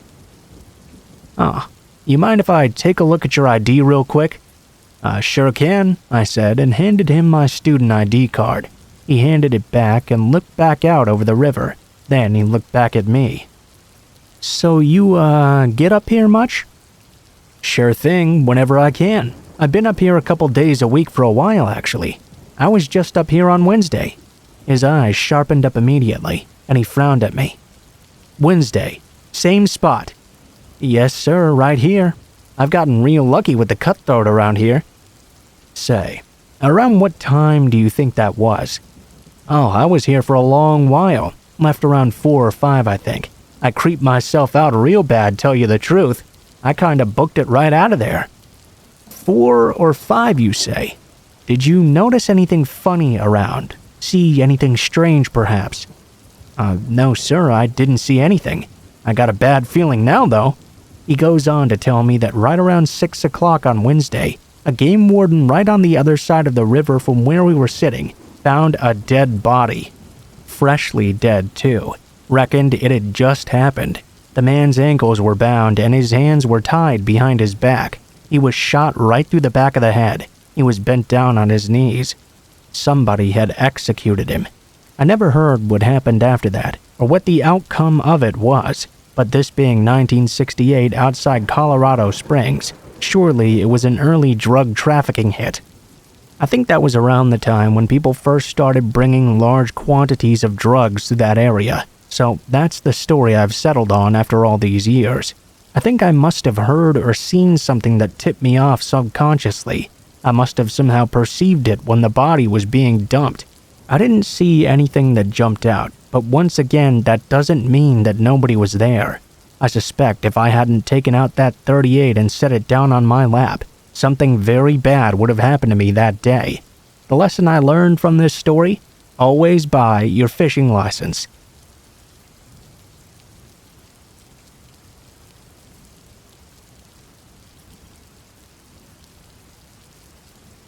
I've never really had any experiences that freak me out, except for this one. I was around 11 years old when this happened, and was with my sister and her friends. We're all girls, by the way. They were all around 16 years old, and were taking me trick-or-treating with them. We were going door to door to get candy, and playing around with silly string. I kept on getting this weird feeling though, like I found myself looking behind me constantly with no clue as to why. Around 9:30 p.m., I turned around just quickly enough to see there was a man dressed up as a clown about 2 yards behind us. I wasn't really scared about this because I like clowns to begin with, and since this was the first time I had actually seen him, I figured he was just out trick-or-treating too. I very quickly noticed though that he followed us for another hour, never getting any candy, and waiting for us at each house we stopped at. At this point, I was stressing out, and I finally told my sister about this mystery clown. She decided that first we would try to go a completely different route and see if the man was still following us. We all crossed the street, and he crossed too. My sister absolutely hates clowns, and was very freaked out. She called our dad to come pick us up. We continued walking around for 30 minutes until our dad called us, saying where he was parked. All of us started to walk fast toward the direction of my dad's car. That's when the clown sprinted in front of us and tried to corner us in. I think he knew that we were trying to leave. My sister and her friends were freaking out, and me, being a naive, outspoken kid, simply yelled at the clown to leave us alone. I distinctly remember him tilting his head to the side when I said that, kind of looking like a confused dog. I grabbed my sister's silly string and told the clown that if he didn't leave us alone, I'd spray him. Again, I was a very naive kid. I thought he would actually be scared of the silly string. Well, obviously, the clown did not back off, so I stringed him all over his mask and costume. While I did this, my sister called our dad again, telling him to hurry immediately to where we were. Well, it turned out I'd actually managed to string the man right in his eyes so he couldn't see. We were already taking off running. My dad came around the corner, and we all rushed inside the car. The clown did catch up with us and tried to force open the car door. Luckily, it was locked though. My dad slammed on the gas, and the clown slammed his hands on the back window. I remember watching him out the back, trying to chase the car but failing. I never did figure out what was up with that clown. There were other reports though of a clown with the same description chasing kids in the area for a while.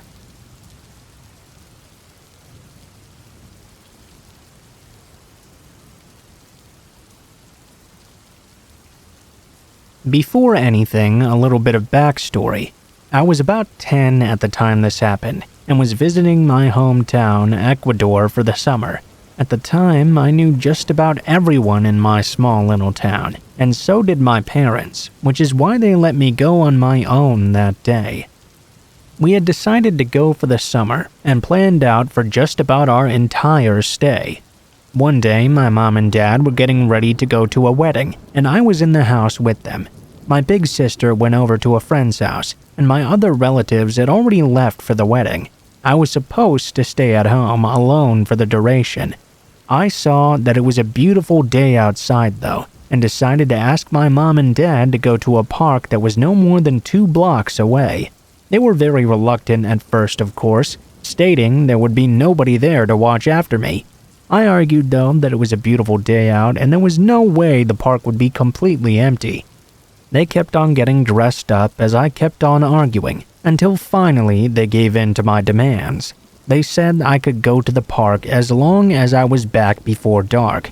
I agreed and ran outside to head for that place. It took me no more than 10 minutes to get there.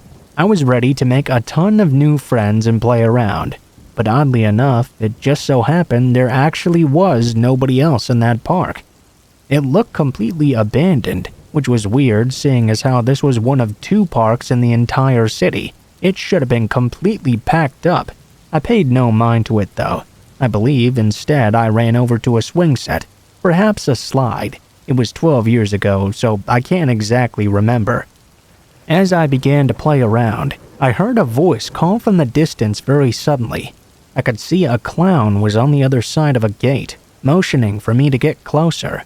Behind him was a white van which I had noticed before. I just thought it was a delivery truck of some sort though. I slowly started to walk towards this clown and stopped a good distance away from him. He spoke to me in Spanish. "Hey kid, do you like clowns?" I nodded no to him. He gave me that clown frown and said, "Well then, let me see if I can change that for you." He opened up his car. By looking inside, I could see the only thing in there were 2 boxes, not sure what they were filled with. No seats, no posters, no anything. Just 2 boxes and the rest complete emptiness. Being a child though, I didn't really know what this might mean, so I just watched as he pulled out a deflated balloon. He wrapped his lips around the end and blew till the balloon was fully inflated. He tied the end and started to form the balloon into a balloon animal of a dog. He handed it to me and I smiled. He then motioned for me to come closer, to which I complied. "Do you like it?" I nodded yes this time and gave him a little smile. He immediately grinned in the creepiest way possible. It was so startling in fact that even as a kid I knew to back away. He then told me if I wanted to see the rest of his tricks, I would have to follow him to the truck. I told him the exit was on the other side, and I wouldn't be able to climb the small gate by myself. Then he said the few words that haunt me to this day. "Well, come a little bit closer and I'll carry you over. We can have loads of fun in my truck. Come on, kid." While saying this, he still had that creepy grin plastered across his face. I merely backed away and told him, "No, that's okay, sir." His grin immediately turned into anger, as though he was very annoyed. He placed his hands on his hips and said to me, "Oh, but we're going to have so much fun." Right when he said that though, I heard a voice on the other side of the park yelling out to me, "Son, hey, son, I'm here to pick you up." I turned around and saw a man I recognized as a local neighbor. He was not my real father, obviously, but little me knew to run over to him. I said nothing else to the clown. I just ran to the man and gave him a big hug. The man eyed the clown. "Thanks for keeping my kid entertained." As we turned around, I was able to hear my neighbor mutter, "Sick fuck." I looked at him and asked, "Sir, what exactly is going on?" He gave a sigh and explained everything. As it turned out, that was no real clown. He was a man who had been kidnapping kids all across Ecuador. He would lure them out with a clown costume and take them away to God knows where. The people of my town had a feeling he would be coming by, which is why the whole park was deserted. The man had been walking by when he noticed me talking to the clown and ran over to basically save me. As he told me this, he of course also dialed for the police to report the incident. When we had finally arrived at my house, the man said, "Be careful who you talk to, son. Not everyone is who they seem." I gave the man one final hug and gave him a thanks for saving me from that sick clown. He gave me a gentle pat on the head. "It's okay, boy. Now hurry on, I have my own things to worry about now." I nodded and ran inside the house. Nobody was there, and by the time they had returned, I decided not to tell anyone, since I knew they'd flip out. It took a little while to forget about the entire incident, especially with those words that kept reminding me of him, but soon enough I forgot. That was until I came across this page, and memories of that clown flooded back into my head. I'm not quite sure what happened to the sicko, but hopefully he's now behind bars forever.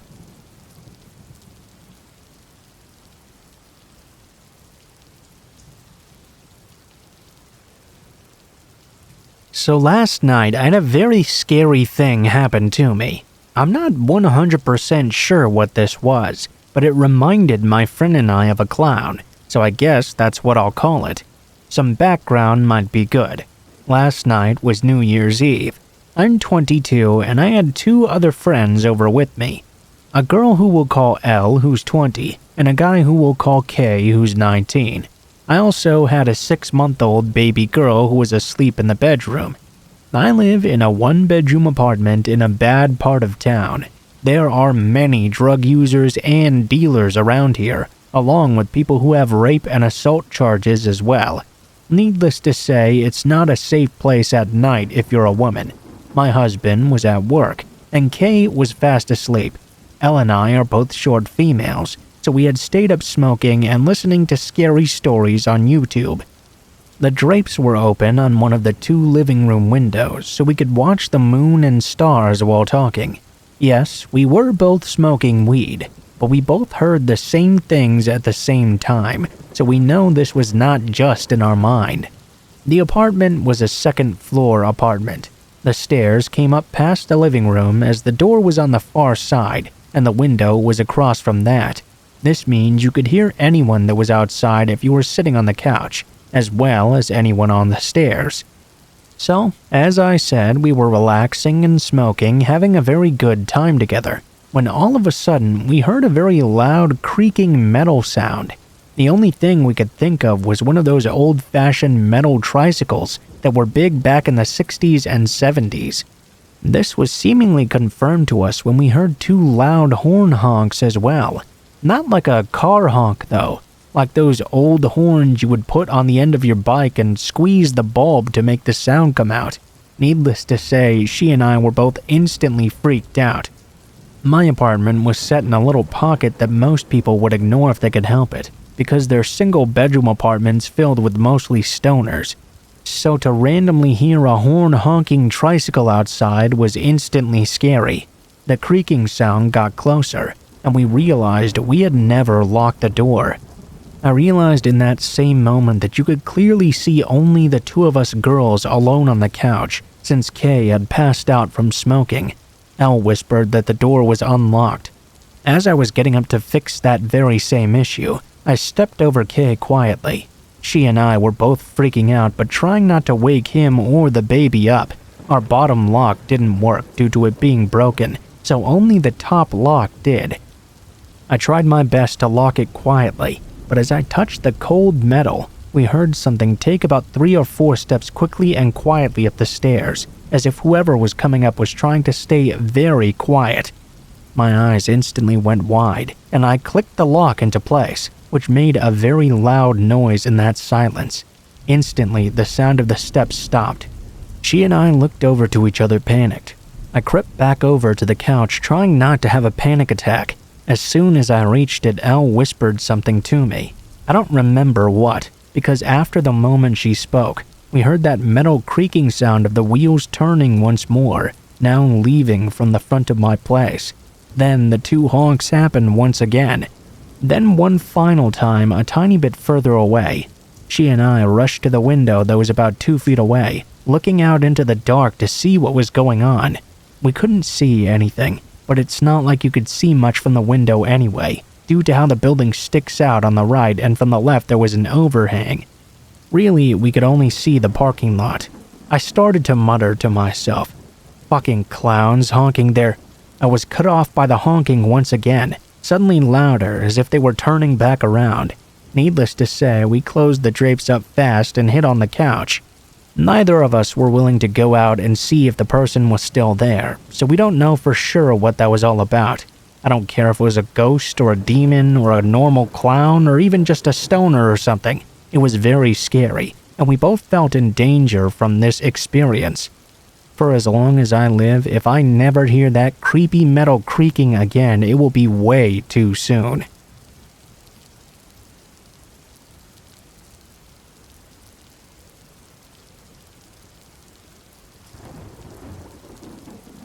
This happened about 10 years ago now. At the time, I was dating my now husband, and we had planned a dinner with his family at his mother's house. The dinner was set for a Friday, and being that we were going there after work, we drove in our separate cars. His mother didn't live in the best of neighborhoods, but I also wouldn't call it ghetto by any means. When I arrived with my 2 sons, there wasn't any parking on her street, so I was forced to instead park on the side street next to her house. As I was parking, I noticed how odd it was that her street was just chock full of cars, but this side street I had parked on was basically empty other than the houses. After getting out of the car, I was carrying my 2-year-old son while my 10-year-old held my hand. I noticed a white pickup truck start driving toward us at a very slow pace. The person inside didn't appear to be looking at the houses or anything, as someone would be if they were looking for an address. Instead, he kept his stare directed on us.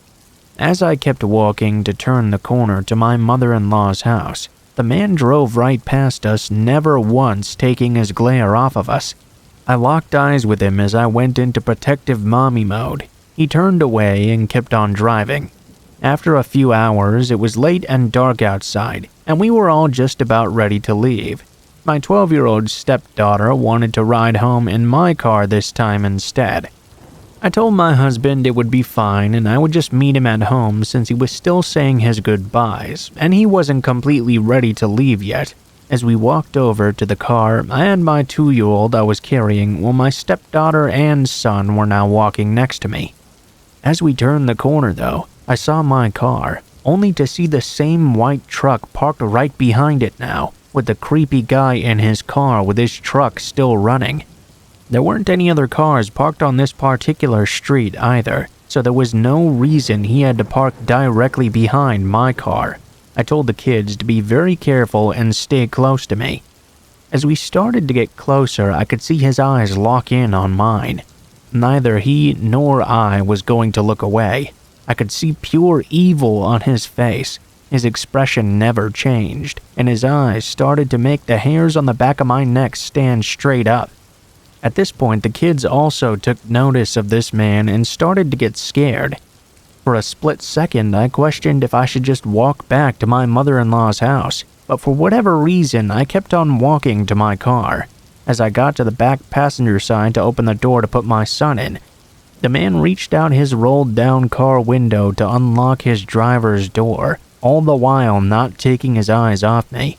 As he got out of the car, before he even had a chance to run up to us, I screamed as loud as I could for the kids to run. I started running, still with my younger son in hand. My stepdaughter and older son were in front of me attempting to run away. As I was running, I turned around, and sure enough, that creep was now chasing after us. My 10-year-old was slowing down. I gave him a little push while yelling at him to run. I was yelling at the top of my lungs now, yet no one came out of their house to help. Right before I turned the corner, I noticed a patch of grass. I thought I was going to have to lightly throw my son there and let this creep catch up to me, since he was now gaining on us. As a mother, I would of course rather him hurt me than any of my kids. Right before I had to do this though, I saw my husband run out of the house with his brother, since his daughter had made it inside crying and telling him someone was chasing us.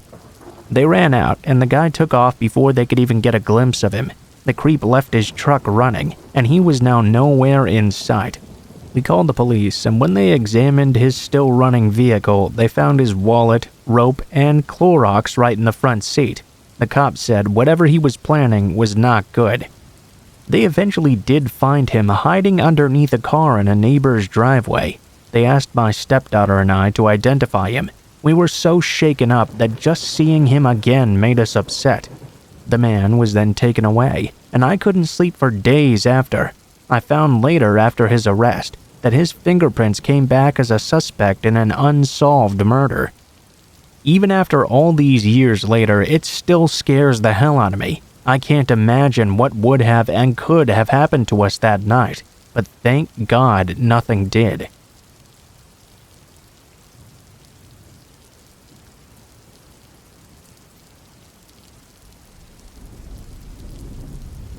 Now, before we start, some backstory. This was many years ago. I was around 12 or 13 years old, I think. I grew up in a very small town, technically a village even, about an hour and a half away from a big city in the US. On summer days, my best friend and I would venture around our woodsy neighborhood and do the typical kid things. I had a little sister who was around 7 or 8 at the time, and she also had a little sister the same age. My friend's name was Sarah, my little sister Sammy, and her little sister Alex. Occasionally, we would let the little ones tag along on our adventures, especially if our parents made us. Our favorite thing to do, though, was to walk around to our other neighbor's house, we'll call them the Smiths, and use their trampoline. It was technically in our neighborhood, but the houses were all pretty far spread out with dense forest in between. We'd set off towards their place, and it was about a 20 or 30 minute walk. Longer on the way back because we had to go uphill on that way. Well, one day, Sarah and I decided to let Sammy and Alex come to trampoline with us. They weren't really allowed very far from our houses without an adult or us with them, so they didn't get an opportunity to do it very often. We played on it for about an hour or two when we decided we were all really thirsty and hungry. We decided to head back to Sarah and Alex's house for some snacks. We were almost completely back there, but the last stretch before their house was the longest amount of isolated road. There was a creek flowing by, and no houses lining any of the road, just dense forest. As soon as we cleared this area, we would be basically right on top of their house. We were almost through the wooded part. We could even see their house up ahead, when a woman with short black hair and sunglasses walking her baby in a stroller passed by. She was walking towards us and would be arriving very quickly. I didn't recognize her at all as someone who lived in our neighborhood, and I knew everyone there. I supposed, though, that lots of people from surrounding neighborhoods might take walks here and there because of the scenic woods. She passed us by fairly normally, but right after she did so, she turned around immediately. "Oh, hey kids, I'm a little bit lost. Do you know what road this is?" None of us were very alarmed. The neighborhood could be windy and confusing. Plus, she was a lady with a baby, not some creepy, scary man. We told her the name of the road, and she informed us that she was really lost. She needed to get home right away to take care of her baby. She then asked if we could escort her to her house, because she didn't think she'd be able to find it even with directions. Sarah, being ever helpful, agreed to help immediately, but I felt really uncomfortable about this. We had always been told never to talk to strangers, even if they were women. I told the lady none of us could help, because Sarah's dad was expecting us home soon. At first, Sarah gave me a weird look. I think she caught on, though, because she agreed with me to the lady. At this point, I wasn't really freaked out. I just knew that nobody should probably be helping strangers to their house through the woods.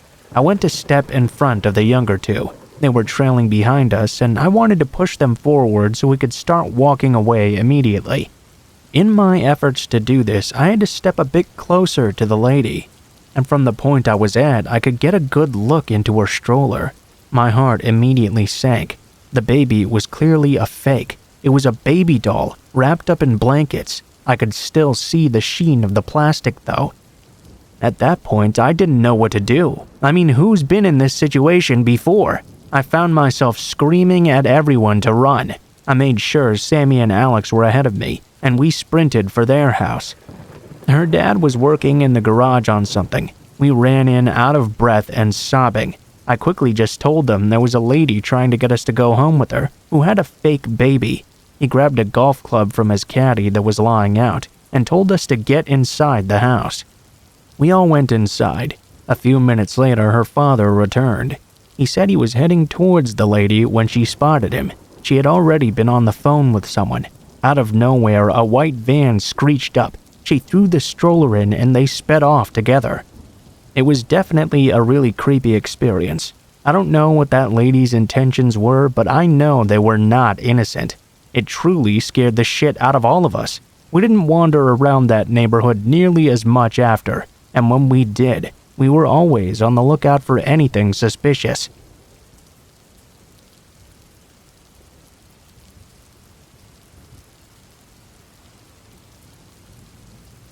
Hello there. My name is Zach.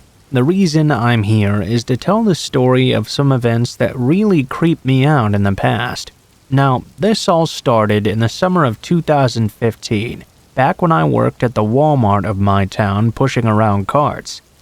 I'm not sure the exact date it all started, although I do recall it was sometime around the 4th of July, I believe. It all started with a simple call over my radio, with a request to help someone load their items into their car. Glad to get out of the hot summer heat if only for a few moments, I responded quickly, saying I'd be right there. And I hurried right in. I walked over to the register where the customer had requested assistance. The customer was a heavy-set middle-aged man who had purchased a 52-inch flat screen. I greeted the man with a warm hello and smile, which he returned as well. The man stood at about 6 foot 8 inches and spoke with a deep southern accent. He kindly offered his hand for me to shake, which I did before he led me to his van. On the way, he made a bunch of small talk with me, asking how my day was, how old I was, if I liked my job. I answered all his questions very honestly, saying my day was going fine so far, I was 19, and there was worse jobs to have than this one. We got over to his gray van and worked together to load this big-ass TV into the back. Before parting ways, the man asked me where I lived and if I lived alone. This wasn't unusual, as a few other customers had asked me this before in the past. I simply said no. I stayed with my grandparents, having been too poor to afford to live by myself at that time. I lived a mile or two outside of town. I took the man's card away, wished him a good day, and walked off. It was only a few days after that I realized whenever I would be working, that gray van would always be in the lot. I didn't really think too much of this at first. It wasn't unusual for some people to shop at Walmart every single day, especially for menu planning and such, so I would just go about my workday. That was until about a week afterward, when after noticing that same gray van, I turned to a fellow cart pusher named Joe. "Man, that gray van is always here, huh?" Joe nodded in agreement. "Yeah, I know, dude. Although, it's kinda strange. I only think I've ever seen that van here when you're working." Confused, I asked him what he meant. "Well, I mean, I only ever see it here during your shifts. It always leaves right after you do when you clock out." I found that to be a little bit strange, but blew it off as a coincidence for now. One day, though, I started to notice that this gray van seemed to be following me everywhere I went. I don't own a car, so I basically walk everywhere I go. I don't really mind as I enjoy it and it clears my head. I tried, again, to chalk the van always following me as a coincidence. I was pretty sure it must just be headed in the same direction, right? Wasn't exactly like there were a ton of places you could go around here. Although I always did find it odd that the van would never drive past me as I walked, but always hung back, not even caring if it was holding up traffic. The red flag started really going off when I spotted that gray van trailing me on a Wednesday night as I was walking back home from my youth group meeting at church. At first, I just brushed it off as usual until it started to follow me on my way out of town. Normally, it would always turn away when I got to the city limits, but this time it continued to follow me. I started to feel as though something was not right about this, and began to wish I had taken my pocket knife with me just in case. The van followed me all the way till I walked to my driveway, before finally driving off. I had gotten real chills at this point, and made sure to lock all the doors as I entered my home. The very next night, I was walking home in the dark once again after a men's group Bible study. The memory of last night was burned in my mind. I had decided that if the van followed me again, I would notify the police in the morning. Sure enough, it did end up trailing me. I gritted my teeth, sick of whoever this fucker was. However, the van now pulled a few feet ahead of me and stopped. The driver's side door opened, and the customer I had helped with the TV stepped out and approached me. He greeted me like everything was normal about this, and asked me where I was headed to. I told him I was going home, making a mental note to tell the police about this man first thing in the morning. The man continued to act friendly and offered me a ride home, stating it was too dark for me to walk home and that some weirdos might try something. I declined, saying I didn't live that far away, but the man kept insisting it was too dangerous and I needed to ride with him. The more I said no, the more he kept on pushing for me to get into his van. It was at this point I decided I was done with this. I started to walk past the man when he grabbed me forcefully on my arm and started pulling me towards his van, stating he was giving me a ride whether I liked it or not. Being a young 19-year-old man, I had always thought I would be able to easily handle a situation like this should it ever happen. However, panic immediately took hold over my body. My mind raced to find a way to get away from this guy, pretty sure that wherever he wanted to take me, it sure as hell was not my house. Now, I don't know if it was a miracle or just plain luck, but at that exact moment, a police car happened to drive by and pulled into the nearby gas station to fill up. The man immediately let go of my arm, wished me a good night, and got into his van and sped off into the distance.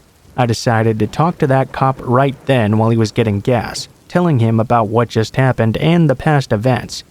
The cop was nice and ended up driving me home, telling me if I ever saw the guy again to immediately call the police this time. It's been months now and I haven't seen him ever since. Eventually I quit my job and moved to another state starting college. Sometimes I wonder what would have happened to me if that cop hadn't happened to drive by that night.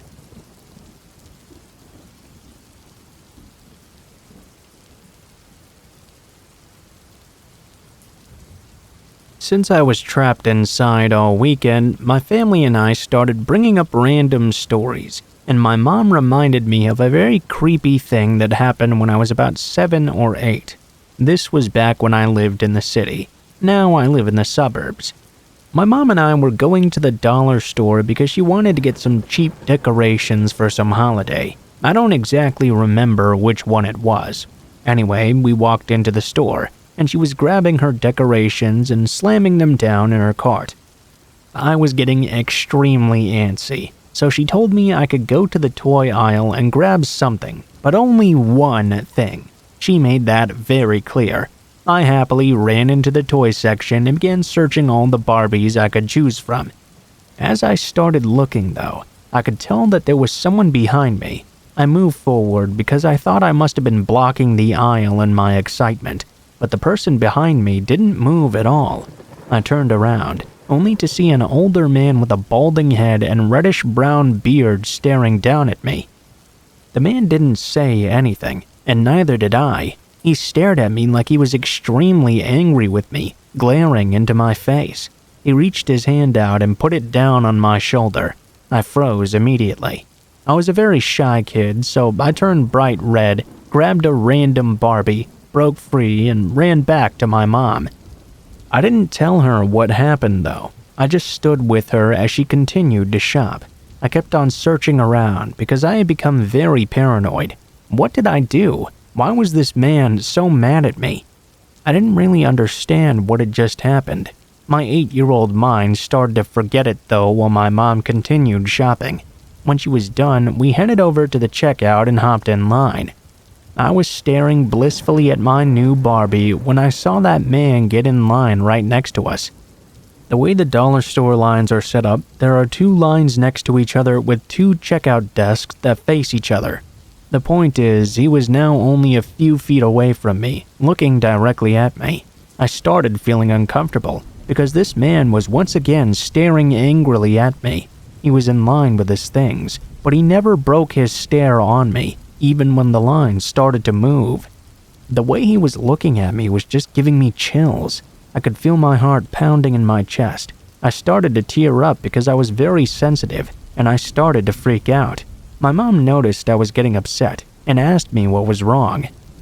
I didn't say anything, but she took the hint and looked over, only to see the man glaring a hole through me. His expression was now more of a "I'm going to cook you and eat you for dinner" stare. Even my 8-year-old mind knew this was not good. My mom looked nervous and put me on the opposite side of her. She told me to ignore that man, because clearly he was a pervert. She wasn't quiet about this either. I didn't really know what to do, so I just listened to my mom. Finally, we were next to check out of the store. Sadly, so was he in his line. My mom quickly paid and we started speed walking towards our car. I could tell she was creeped out by the man too. She kept on looking behind her as we walked away. We got into the parking lot, and of course that man was following close behind.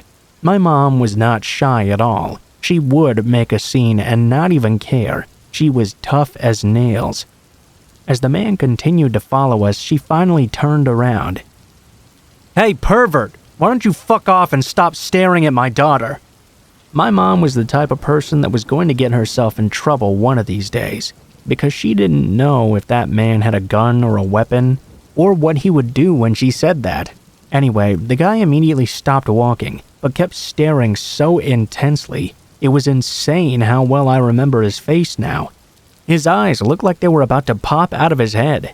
The psycho then decided to put his hand down either his pants or on his crotch. I can't quite remember which. My mom gave him the finger, then got in her car, and we quickly drove away. The man was standing in the same spot, not even moving. He was right in the middle of the road we needed to drive down, so my mom drove her car up to him and began beeping obnoxiously. Still, the man did not move. My mom floored it past him, just barely missing running him over, and took a deep breath once we left. I remember what she told me when we were finally relaxed in the car. That's basically when I learned what a child molester is. I asked her why he was staring at me like that. She said it's because he was a pervert who liked little girls. I didn't really know what she meant though. Obviously, I didn't know she meant sexually, so I asked why he liked little girls. She told me, because he's a pedophile who will do bad things to you, so never talk to strangers or go off with strangers like that. Do you understand? I nodded, and that was it. It was such an odd experience. Was the man mentally ill or something? Why did he think he could follow me so openly? I really have no idea.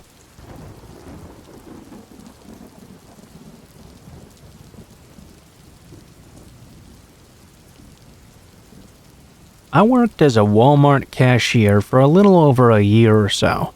I quit in August of 2015 when I went away to college. As a cashier, you see a lot of people in a day, especially at Walmart. After a while, you don't even really see people's faces when you look at them. There are some people, though, that you see so often, you start to recognize them, and sometimes even learn their names. There was this one guy, always in the same Green Bay Packers hoodie and Chicago Cubs baseball cap, that would often seek out my line no matter how long it was, just so he could stare at me and not even say a word. Whenever he did say anything to me as well, he would always lean across the register to get closer to my face. The guy always gave me a really bad vibe, but when I asked the other cashiers about him, they said he had never been weird around them. One of the girls even said he was a close family friend. After that, I decided to drop the issue. One night, after I'd been there for about a year, I was working a 2 to 11 shift. Those shifts were always the worst, because you'd be there for 3, sometimes 4 front-end managers. It also took out the majority of the chunk of your day where you can actually do something.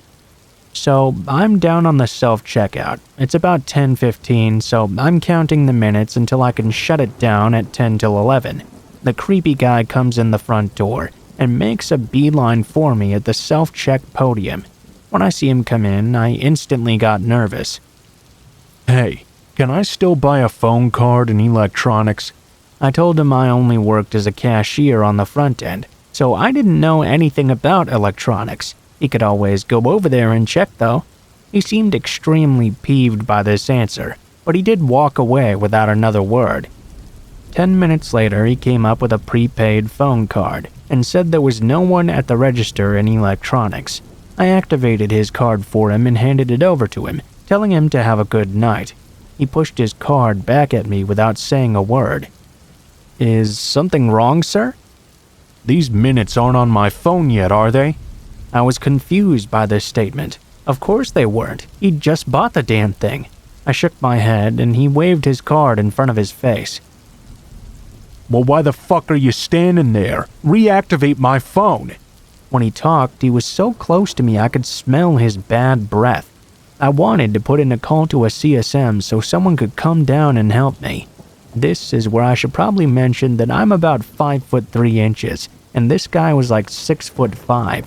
He was very stocky as well, so he was towering over me. I'm not gonna lie, the thought he could easily fuck me up crossed my mind, but I get so nervous whenever people yell or cuss at me. My dad was never the type to do that thing, so I'm not really used to it.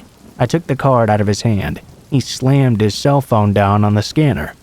I knew I had never put minutes on a prepaid phone before. I didn't dare tell him that, though, in fear of what he might do. I read the directions, picked up his phone, dialed the number. As I'm putting in the card number, his phone ran out of minutes. I tried to call back only to get an error message. I was completely at a loss. I meekly handed him his phone back and said, I'm sorry, something seems to have gone wrong. I don't really know what's happening. As soon as I said that, he took his phone, opened it up, and tried to dial someone. When it didn't work, he looked at me with furious eyes. What the fuck did you do to my phone? What the fuck did you do? His voice was echoing in the store now. Unfortunately, we hadn't gotten to the end of second shift rush yet, so there was no one else around. He closed his phone and opened it again, trying to make another call. When it didn't work, he threw it down on the scanner. I don't know what you did to my phone, but you better fix it right now or else. The last part came much more quietly, practically a whisper. At this point, I was worried he was going to put his hands on me or something. I didn't know what to do. I put in a call for a CSM from my register. I've called someone that might be able to help, but we're at a shift change right now, so it might be faster to take it to the customer service desk instead. He picked his phone off the podium, still mumbling under his breath that I fucked up his phone. I was hoping I could get out of there before he came back, or at least have someone else down there with me. Another 15 minutes went by and I didn't see him again. As I'm picking up items that people left by the registers, getting ready to shut them down for the night, he comes back and stands by the podium. He looked so completely pissed off I felt nervous immediately. He made a finger motion to tell me to come towards him. When I was standing in front of him, he leaned so close to my face, I thought he was about to kiss me or bite my face or something. I tried to take a step back, but he stepped into me when I did. A creepy grin came across his face immediately. That girl up there fixed it. Simple fix. But next time, I expect you to know what to do. Understand me? I nodded because I didn't really know how to respond to this. He got even closer before saying, I'm sorry I raised my voice. I never should have done that, especially to a pretty gal like you. When he added the last part, he lightly brushed his fingertips against my bangs to the side. I took a step back. Why don't you let me make it up to you? I'm sure we can have some fun. I shook my head again. I'm only 19, sir. So, we'll get a couple beers and go back to my place, you know? Again, I shook my head.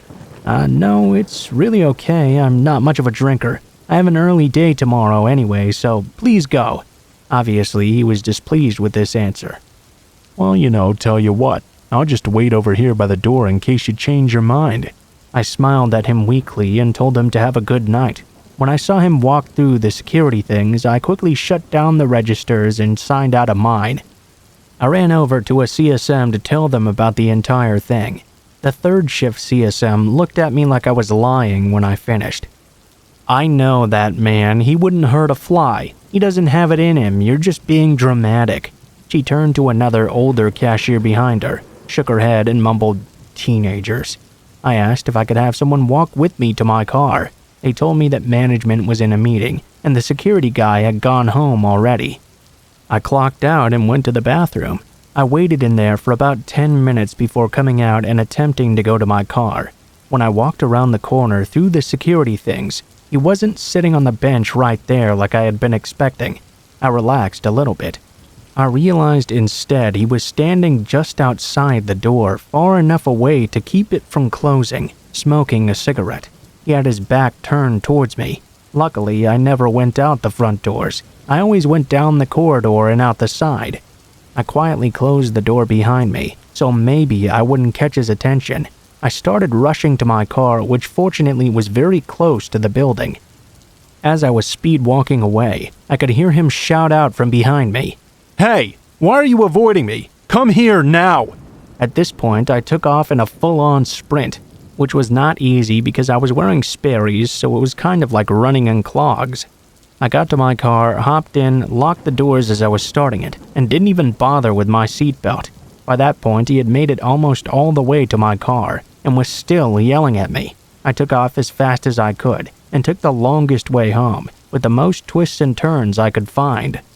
When I got home, I told my dad about the experience. He was so angry that no one had answered my calls or believed me. He called the store manager the next day and complained.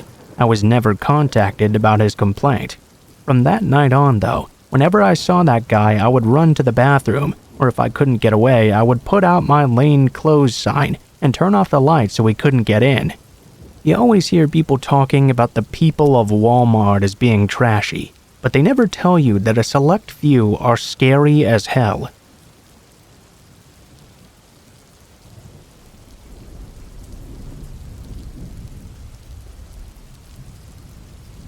Okay, so a bit of backstory here. I'm 19 now, but I was around 4 or 5 at the time this happened. My parents used to be nudists when I was smaller, and would encourage I and my brother to accept our bodies. He was around 7 or 8 at the time. They also encouraged us not to be afraid to show the skin we were born in, and other child-teaching stuff like that. They informed me that a lot of their reason for being nudists was because of a very manipulative and persuasive friend they used to have, who was into the practice. Nowadays, they're extremely embarrassed about their period as nudists and try to hide the matter from a lot of friends and family. Anyway, my mom and dad both worked a pretty stable job in online accounting back then, so we went on holidays quite often. I used to love going to Spain the most, so we chose to go to Spain that summer. On our 10-day trip there, before we headed off to the US for a weekend, we enjoyed going to the beach almost every day. Of course, at that particular time, my parents loved nudist beaches, not only for people like them, but also to get a perfect lineless tan. So, there we were on the beach. My dad and brother were splashing around on the shore while my mother and I were on some sun chairs, her sleeping and me burying my legs in some sand. I didn't really have anything growing on me back then, so nobody paid much attention to me. They did like to look at my mother occasionally, though. When I informed her about this, we moved our chairs back to a more secluded part of the beach where there were less people around. She fell back asleep. Next to us were a couple, with 2 kids playing behind their chairs. I thought those kids were their kids. The woman looked at me as I reburied my tiny legs in the sand and pointed at me, whispering something to the man next to her. She stood up and hung a towel from the sun umbrella above them. The man reached into a duffel bag next to him, got out some sunscreen, and started to rub it on a sausage-like thing between his legs vigorously. Obviously, I now know what that was. The man was staring intently at me, and even 14 years later, I remember this odd look of determination on his face. He passed the sunscreen to his girlfriend/wife, I guess, and she slipped some in between her legs as well. Even at that age, and with my parents being nudists, I felt an instinct that something was not quite right for them to be staring at me and touching themselves like that. I tried to ignore them and look away, but when I looked back, they were still staring at me. The woman's look was a little softer than the man's. The woman's look was a bit softer than the man's, but really thoroughly creeped me out all the same. What happened next was one of the creepiest things that ever happened to me, and that's saying a lot compared to some of the other things I've been through. The next minute, the woman stopped touching herself and got up. She wiped her hands and area and reached for me, grabbing my arms and shushing me, trying to pull me out of the sand I was buried in. The sand was giving away quickly. I started screaming for my mother. My mom says I was screaming something like, "Mummy help, Mummy help." I don't really remember. It was all a blur to me, as my mom got up and yelled immediately, "¿Qué está haciendo?" at the woman. My mom said the woman immediately let go of me. She tried to explain to her that I had apparently buried myself deep in the sand up to my nose, and she thought I was going to slip under, so she'd simply pulled me out of concern. The sand underneath me was wet, and from my hip upwards I had not a single spot stuck to me whatsoever. Obviously, my mom could tell she was lying. "Your daughter is very pretty, ma'am. We meant no harm," the man said, unaware he was still rubbing his nether regions as he was saying it. At that point, my mother lost it. "What the fuck did you just say? And what are you doing right now, you disgusting old twit?" The man realized and removed his hand from his inner thigh. "Oh, just sun cream, keep the old sun from burning me. Rubbing it in." Do you like hip-hop? That's what I said." My mother reminded him his wife had draped a towel that was blocking all the sun, and the man blushed profusely. She spat in the woman's face, grabbed my hand, and dragged me away very quickly. We got to my brother and dad, and she told my dad what had happened. He stormed over to the lifeguard and explained the situation very shortly to him. Then he and the lifeguard went to where our stuff was. The couple had long since fled. All that was left behind were their seats and the 2 kids. My mom scoured through our beach bag for her cell phone to call the local police station, but her phone was now missing, and so was my dad's wallet. The lifeguard radioed into the beach kiosk to call the police and to play on the speakers placed on the bars around that 2 kids were unaccompanied and their parents needed to come collect them. In about a minute or so, a woman came rushing up crying, tears in her eyes as she scooped up the 2 kids. They must have been around 2 years old. She held them, crying her eyes out. She thanked the lifeguard and my parents and told us her husband had fallen asleep while watching them. We told her the couple must have taken them away and moved them to the new spot. She had her cell in hand, and she was just about to call the police. My mom told her to do so, and the lifeguard offered to drive us all down to the station, including the woman and her husband, as his shift was about to end. We all changed and drove down there. In the end, my parents and the nice couple gave their statements. 2 days later, that couple was caught in a hotel, offering kids around a pool sprites that had been apparently drugged. That couple from the beach admitted to being child fetishists and were arrested for many charges like child abduction. They were even found with a kid in their hotel room. Attempted kidnapping, child molestation, trespassing, amongst many other things. My dad says they were deported back to somewhere near Bradford but ran away before court was due. I don't know if they're still out there. I hope that they're deeply behind bars now.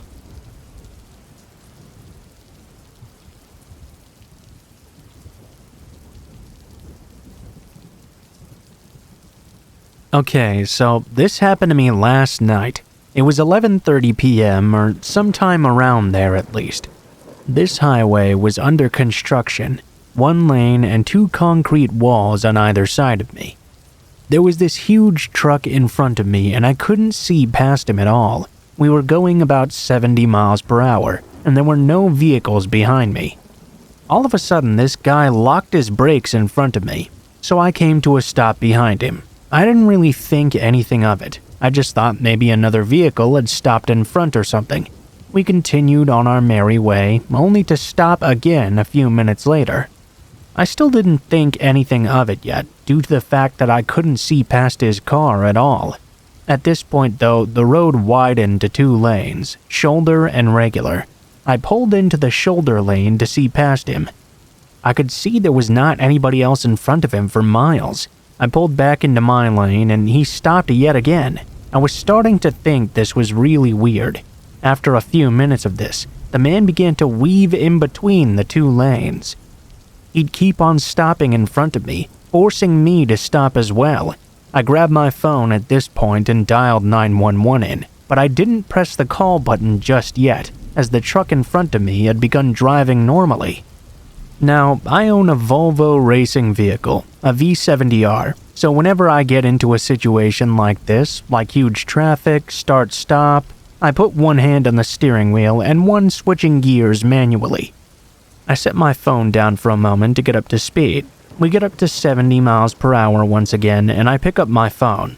He slams the brakes at this point, and my phone goes flying across the car. I didn't have a chance to click call yet, and now my phone was amongst the floorboards somewhere.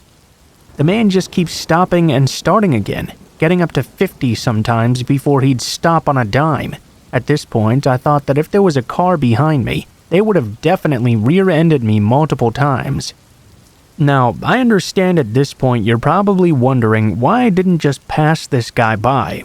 Well, I did attempt it multiple times, especially while stopped. He would just immediately pick up speed again and cross into the lane I was attempting to pass him in. He would always keep blocking me off.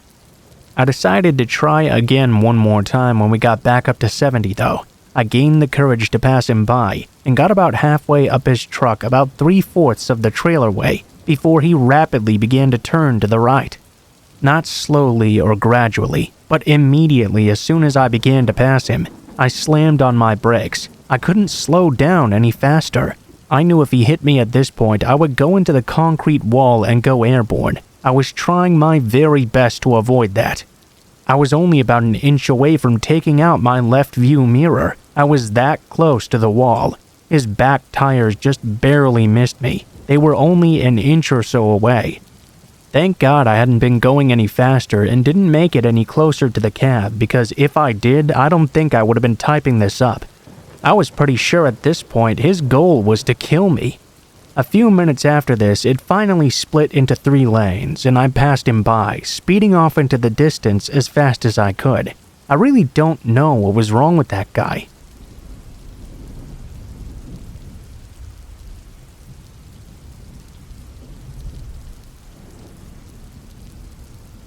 I'm writing this because of a particular person that gives me anxiety and flashbacks to one of the most horrific nights of my life. She, to this very day, tries to contact me on every type of social media and doesn't get the hint that I don't want her in my life. This person is my dad's ex-girlfriend. I'll call her Jessica for the rest of this story. Some background on her real quick. She apparently was a friend of my dad's in high school and rekindled some sort of relationship between them. My parents are divorced, and at the time of this story, I wasn't allowed to contact my own mother for legal reasons. This meant I was in my father's care. My dad is a very emotionally abusive person, and we never talked much, nor did we do so much of anything but scream and fight at each other. He definitely was not Father of the Year material, and would leave me home for hours at a time alone. He also did this to his girlfriend Jessica.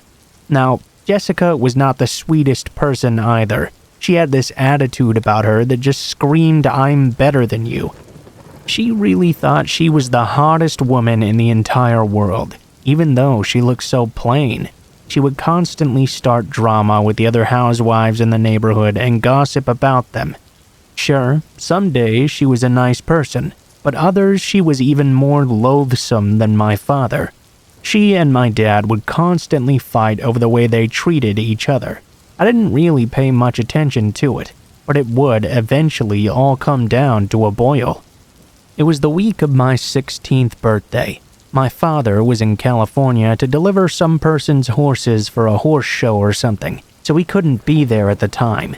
This meant I was left with Jessica, the dogs, and my bird. That Friday, the day he would be coming back, I was fiddling with one of the presents and it was becoming late into the night. I was in my bedroom passing the time until I heard rustling noises coming from my dad's room. And then I heard this sort of weird groaning, screaming noise. Of course, I was legitimately worried. Those noises were definitely coming from Jessica, and it sounded like she could have gotten hurt. What I didn't know, however, was that she had been drinking quite heavily. She started screaming like a banshee. I was afraid to even go near that room. So I called out to her. "Hey, Jessica, are you all right in there?" Apparently, that was an invitation for her to come running at me. So here I was, a defenseless girl, facing off against a 50-year-old woman. She started hitting me, trying to scratch at me. I managed to grab her wrists and tried to get her to tell me why she was doing this. She simply looked me dead in the eyes, and with a low, cold voice she growled out, "I'm going to fucking kill you." I'd had enough at this point. I pushed her off of me and raced to my bedroom, locking the door. I didn't realize it at the time, but I should have called the cops. All I did in that moment, though, was just pray for my father to get home soon. Finally, as if God answered my prayers, I heard my father coming through the door. He must have felt the tense atmosphere in the air, because he called out, "What the fuck is going on?" I came rushing out in tears, telling him that it was Jessica, that she'd come out like a madwoman, attacking me and threatening to kill me. I was shaking and terrified. I screamed to him that I wanted her out of this house. I was truly afraid. He stormed past me and up the stairs to their room. I don't remember much, but I assume she tried to blame it all on me. All I remember is that the cops were not called in the end and we just went to bed. That, however, is not the end of the story. The next morning, she came into my room as I was watching TV, asking for forgiveness, acting as if we had just had a girl's spat, rather than her telling me she was going to kill me and even trying to do so. I told her no, of course, but my dad demanded I forgive her or else. So I did. What else could I do? That would usher in the behavior of her doing constant horrible things to me, then acting like it was nothing. Obviously, in the end, she and my father broke up and went on their own separate ways. She really tried to keep in touch with me for whatever reason, and I was nice to her out of politeness. It wasn't until my freshman year in college that she would really start up again. I did have a Facebook at the time, but I never really did anything with it because I absolutely hate Facebook. It was my first few weeks of school as well, so I was really busy and barely checked in. When I did check, I noticed I'd received a bunch of nasty messages from her, all because I didn't accept her friend request in time. She proceeded to tell me I was just as nasty and immature as my father, that he and I used her as a slave, even though I was her bitching buddy as she complained about everything in her life. Also, what struck a note was, she said that if it wasn't for her, I wouldn't have even gone to college. Last time I checked, all she did was tell me the school's name. I did the rest myself. I, of course, proceeded to email her and told her to never contact me again and to never contact my dad either. I didn't appreciate her immaturity. I was only being nice to her because of my dad. Other than that, I really never wanted anything to do with her. Ever since that message, for 2 whole years, she would constantly try contacting me on social media, as if nothing had ever happened, and we were the best of friends. Even emailing her or telling her to leave me alone, she would always just say I was being crazy. I had since gotten into contact with my biological mother and told her everything. She flipped out and told me that if the woman contacted me again, she would threaten her with a lawsuit. Then, one day just a few weeks ago, I was on YouTube and I got a message. I'm not exactly the most popular YouTuber or anything, so I don't really know why I would get a message out of the blue. Lo and behold, I check, and it was her. All it said was, "Hello, Lindsay. Nice blue hair." That was my icon at the time. I told her off and called my mother. She was fuming that this woman just would not leave me alone, and get the hint I didn't want to talk to her. My mother told me she was going to handle this all once and for all. Since then, I haven't gotten a message for weeks. I know my mother, so I know she probably didn't do anything illegal, but whatever she did definitely scared her off for good, I think.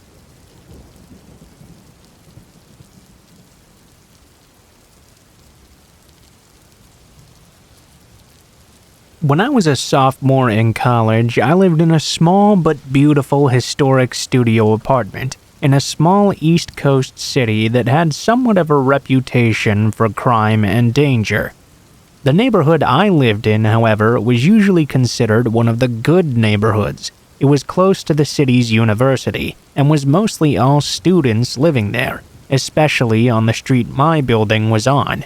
My building was a huge 4-story townhouse, if you can really call it that. It was really more of a mansion as a whole, built in 1895. The architecture was really awesome. Built-in bookshelves, huge mahogany pocket doors that slid into the walls.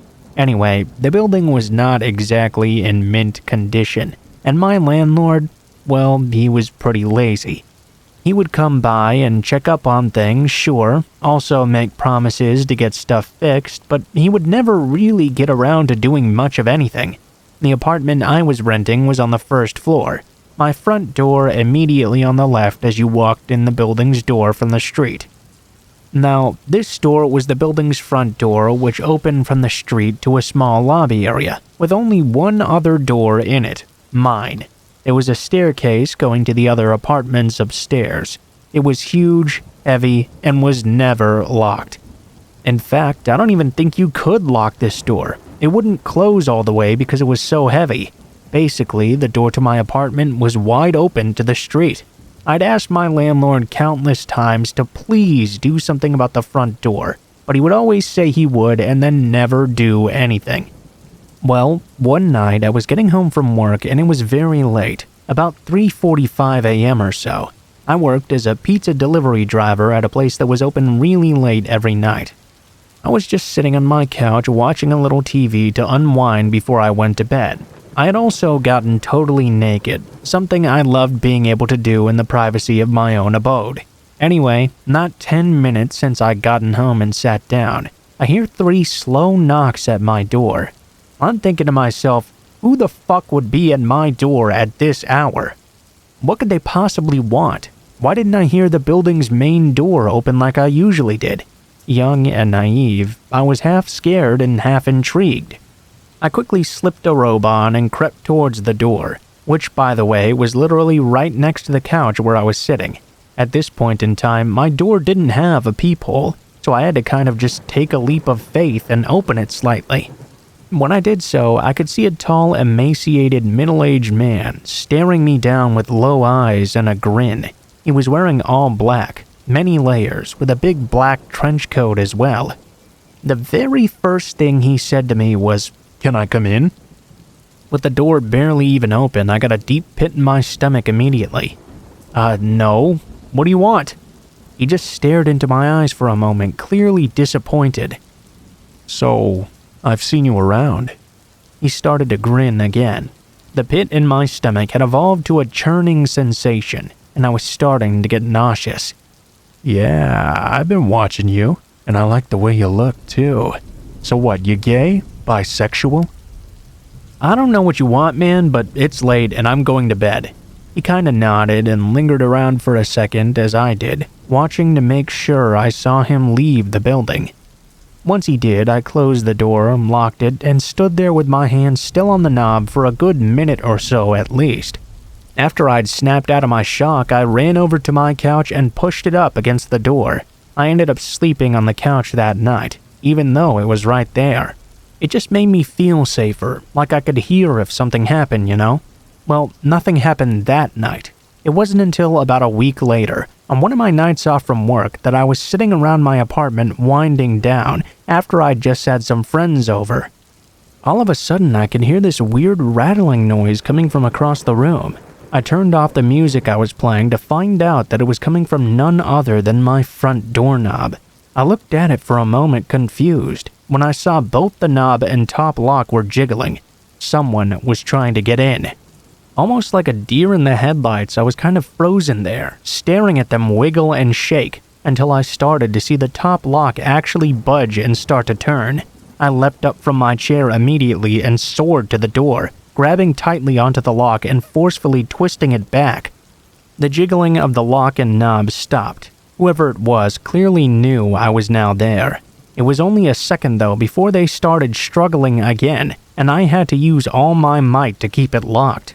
Sweat was dripping down my forehead and my rib cage after 15 seconds of wrestling with this intruder. As suddenly as it had started though, it stopped. I heard the building door open and close, and footsteps running down the stairs of the stoop to the sidewalk. Just like I was before, I was paralyzed with my hands at the door for a good while before I realized I was now crying and shaking, and I would need to call someone. My first instinct was to call the police. In hindsight, I regret this for the following reasons. I was basically having a panic attack while I was on the phone with 911, and actually threw up during the call. I think they just decided right then I was just fucked up or something. When the 2 police got to my apartment, they stood in my doorway as I struggled to recount to them what happened. I was shaking and crying. I noticed at one point they were both smirking and laughing.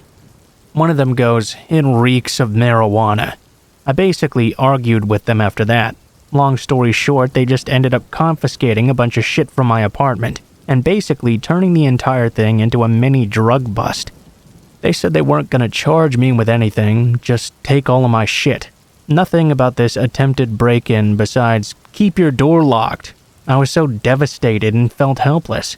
I hate to make this story so long, so I'll try to keep this last part short. Basically, the exact same scenario happened one more time, about 2 weeks from the last one. This time though, instead of calling the useless police, I called my dad, who raced down in an hour with a crowbar up his sleeve. Unfortunately, by the time he had gotten there, whoever it was had already left. They didn't struggle very hard this time. My dad ended up cussing out my landlord and demanding he get the door fixed and install a new lock and peephole for my door. Thankfully this time, he actually did make this happen within a reasonable amount of time. I also got one of those bars you wedge between the doorknob and the floor, as well as an aluminum baseball bat to protect myself with, so I felt a lot better from then on. Needless to say, I ended my lease for that apartment a month early and never moved back onto that street.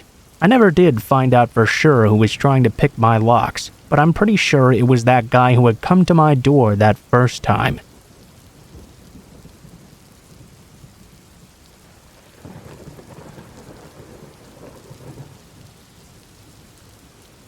It started in a haunted cave on Halloween. Just me and my friend Anna. Me and Anna are total opposites. She's blonde, outgoing, and completely fearless. I'm dark-haired, introverted, and a bit of a people pleaser. Actually, that's how I ended up at this cave in the first place. People pleasing. Anyways, we go through the cave, and honestly, it was pretty awesome. The usual people with chainsaws, screamers, clowns. One clown in particular kept on following us. He wasn't like the other clowns who wore face paint with fake blood splattered all over them. He didn't have a big red nose and clown shoes either. He had on regular tattered jeans, a sweaty white tee, and a clown mask. The mask was pretty detailed though. It had the eyes cut out and a wicked jagged toothed mouth, with blood smeared all around it. It was seriously creepy looking. He followed us all the way throughout the entire house as we giggled and ran until the fog room at the end. Once we made it outside, we went to go get some cocoa and watch the local bands play. While in line though, the clown walked up to us and stood a few inches away from me, breathing in and out so hard his mask was stuck to his face and would release with each breath. Okay, creepy, but still normal enough for this place so far. He walked away and we giggled. He stayed close by though, staring at me. We walked over to the band. He stood right behind me and started to tug on my hair. I ignored it, but he started to tug even harder. Suddenly, he pulled me so hard my entire head whipped backwards. Anna started yelling at him. He let go and walked away, but like before, not very far. She wanted to tell someone, but I didn't. We were at a haunted cave after all, and he probably didn't mean to. She said no, they can't touch you. We walked over to the ticket booth to complain. It went a little something like this. "Ma'am, your clown over there just pulled my friend's hair so hard it almost ripped out." "I don't see any of our clowns around here. They're all in the cave from what I can see." "None of our people walk around out here. They're all behind that rope. You know, families with small kids come for the hayride and bands and stuff." "No, that clown right there did it. How do you not see him?" "Calm down, miss. That's not one of our clowns. Are you sure that isn't a friend of yours?"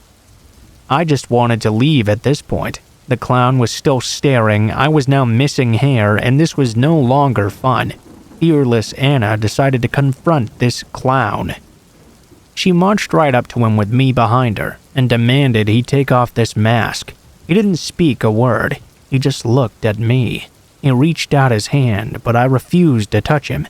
He pushed Anna from in front of me and stepped 2 inches in front of my face. He screamed the most terrifyingly psychotic scream I'd ever heard. Everyone turned around to look. The band even stopped playing. Anna grabbed me by the arm and pulled. His stare had me frozen in place. Then though, Anna surprised me by grabbing my face and slapping me as we started to run.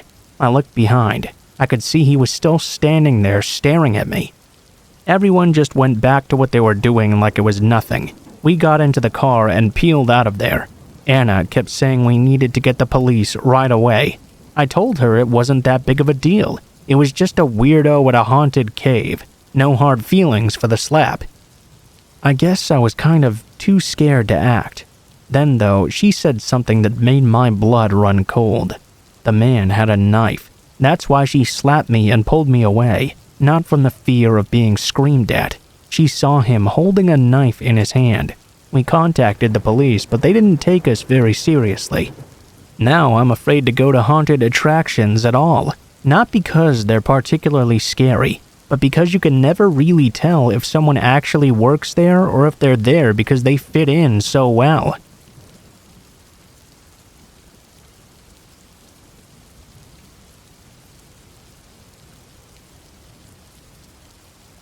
Okay, so I've shared stories before. I was just thinking about all the creepy encounters I'd had, and it struck me that this one probably qualifies as the most creepy. Hopefully, I'm right. This happened about a year ago now. I'm a college student and was basically forced to move out on my own, which I didn't really mind, but that did mean finding a new roommate, which can be a daunting and scary experience. I've had a few weird encounters doing this, but this one surely takes the cake. I posted on Craigslist looking for a bedroom in a shared house or apartment for $300 or less. On my ad, I mentioned, please no phone calls, only texts or email. This was because I find being on the phone with someone I hadn't really had a chance to size up an uncomfortable situation. It's just awkwardness, I guess. Anyway, I got a call from a dude who clearly didn't read the no calls part, which I mentioned because this type of phone call was exactly the reason I didn't like to talk to strangers on the phone. At first, he was very pleasant and normal. He told me he had a room available and all the relevant information and stuff like that. We started to talk about where and when we'd meet up, when he started going on tangents about random things. I'm a combination of too interested in deep conversation and too awkward to end the call, when it started to get real weird. This call went on for 2 hours. He started talking about the meaning of life and all kinds of weird shit. Honestly, this should have been a red flag. I shouldn't have even met him at all.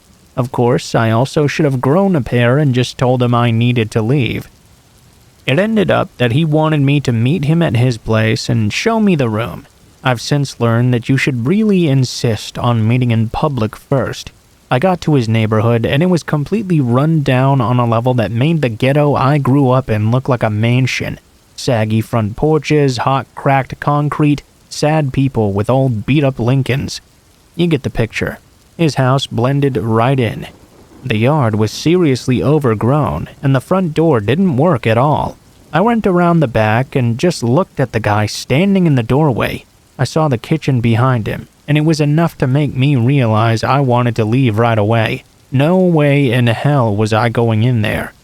You see, the guy in the doorway was a man with a sort of clown-style afro. He was leaning on a cane on his right side. His eyes looked completely crazy, and the house had this weird musty smell even from 10 feet away. Again, I'm a coward, so instead of trusting my gut, I went inside. I was politely thinking, it's okay, it'll be over in 20 minutes and I can just get the fuck out. Yeah, I don't know really what made me think this man who just had a 2-hour conversation with me on the phone about life and philosophy would let me get away that easily.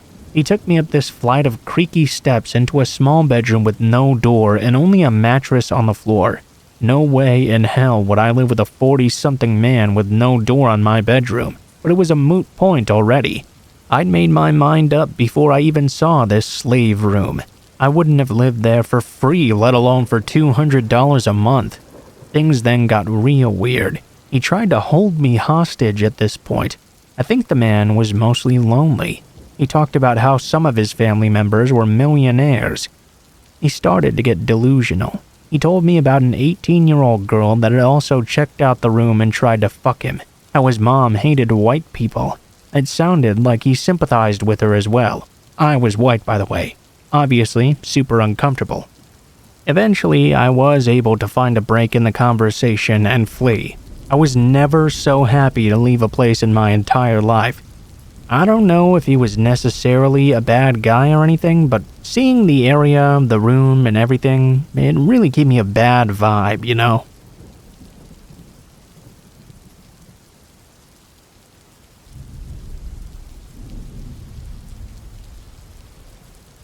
In the earliest months of 2014, I started dating my current boyfriend.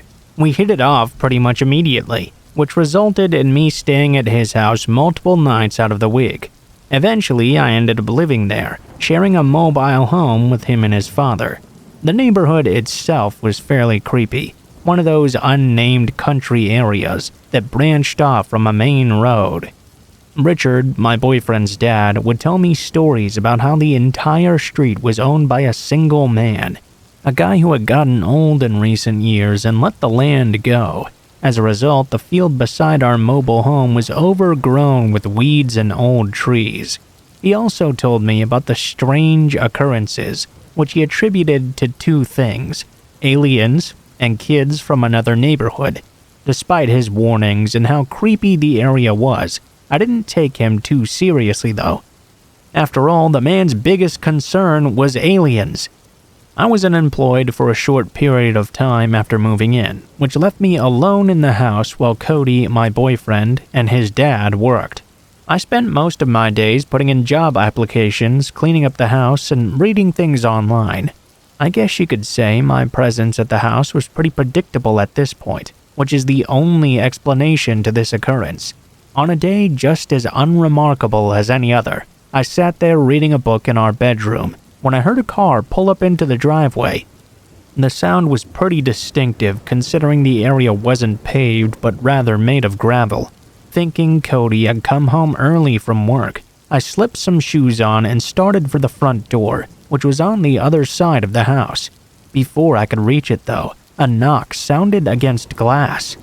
The front of our trailer had this sunroom, basically a front porch that was encased in windows, making it so you had to go through two doors before stepping into the living room.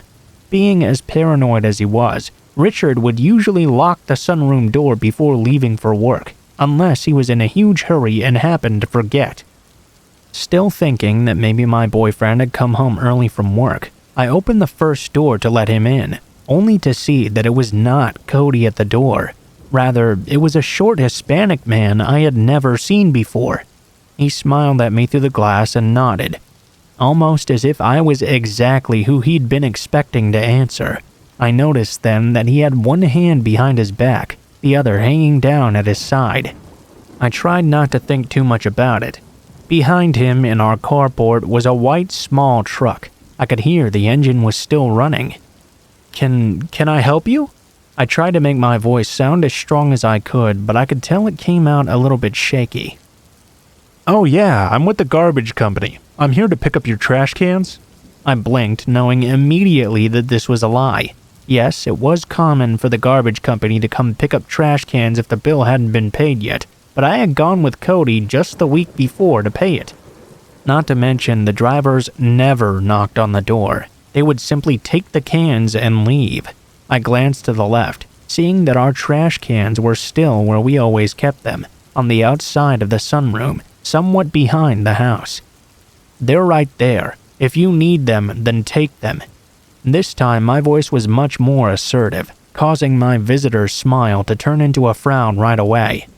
"Can I come in?" he asked. I didn't verbally answer. I just shook my head. My heart dropped as I watched him reach up and grasp the handle of the glass door, pulling on it to open it. The door clicked, obviously locked. The man tried again, this time harder, causing the very metal itself to creak. I jumped back into the house and slammed the front door, locking it with purpose. It was so quiet now that I only noticed two sounds, my heart pounding, and the doorknob to our back door jiggling. There was no way it could have been the guy at the front porch. He wouldn't have had time to get to the back door even if he ran. I screamed out that I was calling the police through the door, baffled at the fact this had all happened in broad daylight. I could hear the truck drive through the carport and into our backyard immediately after that. I took a moment to look through the blinds of the window, watching as a separate man jumped off the back porch and into the passenger seat. To this day, I'm convinced these men knew I was home alone and carefully planned out this attack. One of them was meant to distract me, while the other one was supposed to break into the back door. I still don't know what front door guy had hidden behind his back though. All I can really say is that I'm forever thankful for how paranoid my father-in-law is. Who knows what could have happened if he hadn't locked the sunroom door that day.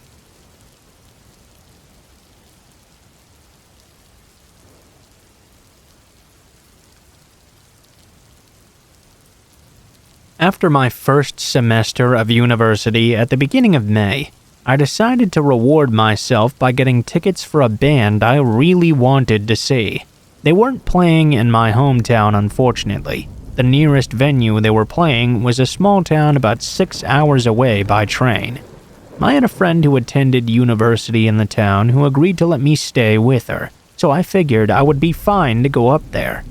Now, I had never been to this town before, but having lived in larger cities my entire life, I often associate small town with safety. I declined my friend's offer to drive me to the concert, considering she was studying for finals at that time. Besides, I enjoyed a good walk every now and then. The town was divided by a river, and to cross that river you had to first go over one bridge, then walk through a park on an island, then across a second bridge to get back into town. To get to the first bridge from my friend's university, you had to walk down this nature trail. All of this was extremely lovely as I did it at sunset and it was a beautiful view. I had just emerged from my first winter in a rather harsher environment than I had grown up in, and the whole nature trail/park combo was filled with joggers and children playing. There were squirrels and birds and basically everything I had missed. This is only noteworthy in the fact that I felt completely at ease within this route. I was pretty distracted and didn't pay a whole lot of attention to exactly which path I was taking. The concert didn't let out until probably slightly past midnight. I got to the first bridge, crossed, and proceeded across the island to the second bridge. It was a very nice night out, and I was actually sort of enjoying myself in the warm spring air. That is, until I arrived to a hill I didn't remember walking over on the way there. I stopped at the base of it, feeling that something was off here. Eventually, though, I somehow convinced myself to attribute it to the fact I had somehow forgotten an entire hill. How funny, I thought to myself as I walked up this mystery mound. All my thoughts ceased, though, as I got to the top and found myself looking down the path into an empty carnival, and beyond that the second bridge. A bit of context, I'm a 5'7", 120-pound female, trained as a circus performer pretty much my entire life. This means that whatever extra weight I carry is pretty much all muscle.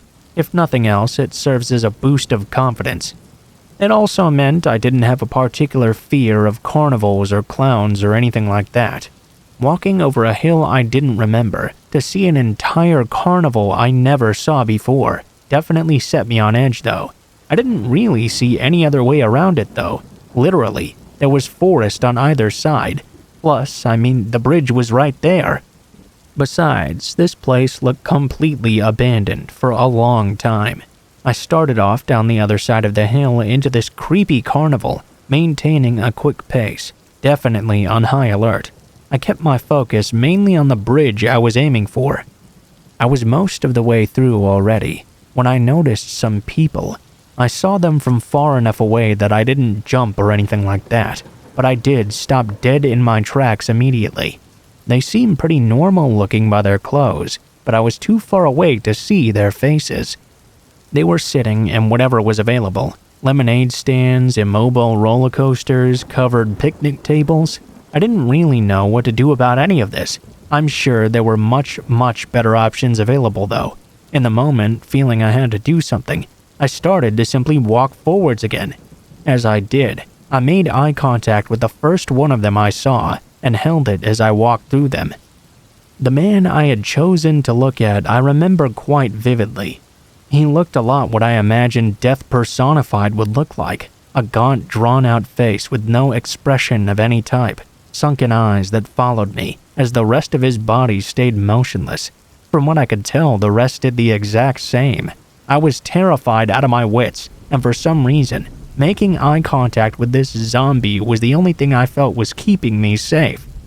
I never broke eye contact with him until I reached the second bridge, even so far as to opt to walk backwards down the trail. I turned and crossed the bridge at a sprint, and someone shouted behind me. This only prompted me to run faster. Now, I mentioned that the route from the university to the bridge was a nature trail. This meant that at night it had no lights on it, and it was as black as the void. The trees were covering up the moon and making it impossible to see anything. I didn't care though. I ran down that trail, tripping over who knows what.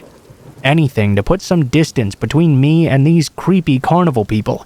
Eventually, I reached a patch of light at the edge of the university and stopped. There wasn't any noise anymore, except for crickets and my own frantic breathing. If any of them had followed me, they hadn't done so for long.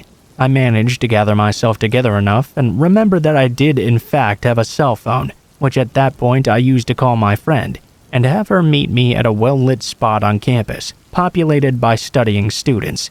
I told her what happened, and her eyes went really wide.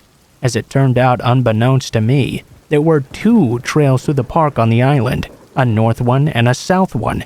I happened to take the north one on the way there, and had accidentally taken the south one on the way back. She told me that people would never ever pass through that carnival at night, as it was where all the local meth addicts and unsavory people would hang out. They were unpredictable at the best of times, and at their worst, well, muggings were the least of it to say. It seemed I had gotten off extremely lucky. Everything ended up being explainable, but somehow that made it even worse. I didn't sleep very well that night, and when my friend offered to drive me to the train station across the river the following evening, I accepted right away.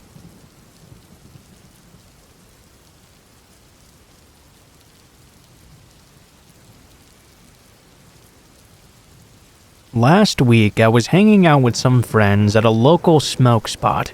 Eventually, at around 1 a.m., I got pretty tired, so I decided to head home while I was still stoned.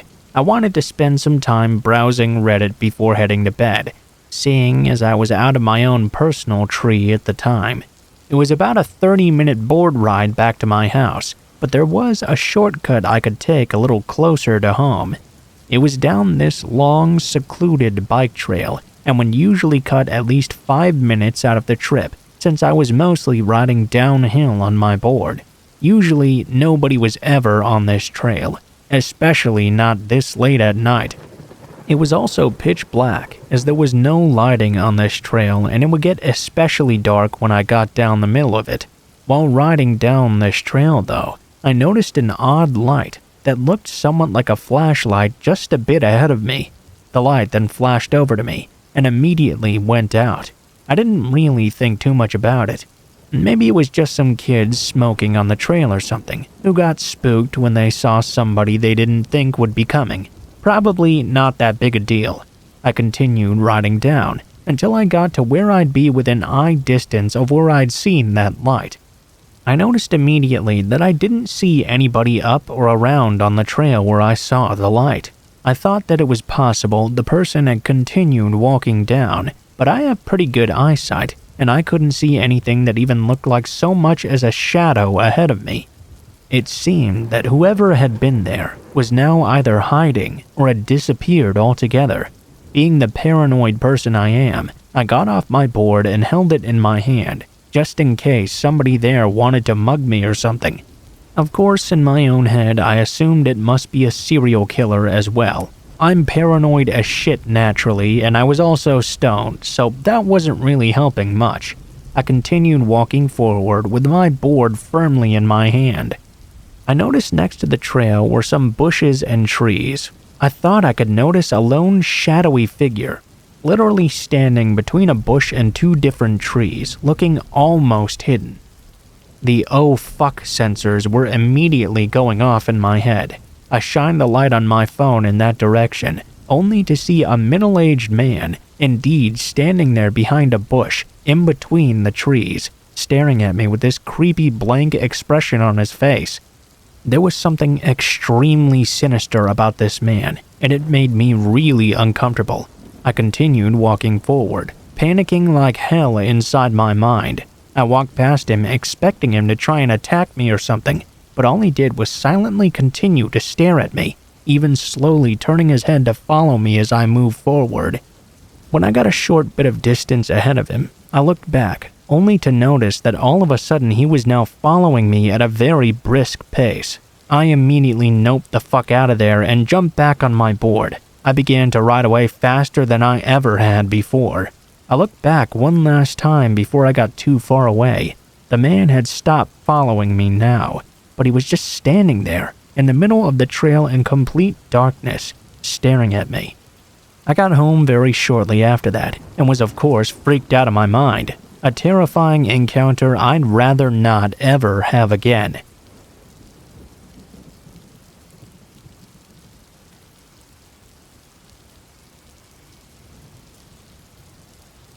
I grew up in a suburb of LA County in Southern California. It had a very small Midwestern town type of feel, nothing like you would get near the city of Los Angeles itself. I'm a female, and I was about 9 years old at the time this happened. It was in the mid-80s. My parents had bought a house a couple of years prior that was built in the 1930s. There was a big playhouse in the backyard that kind of resembled the main house. It was probably a little over 5 feet high when you walked into it. It was just a room built with the same materials as a house. It had a real roof, walls, plaster, carpet, windows. The original owners had obviously built it for children. My best friend lived next door, and she was a couple of years older than me.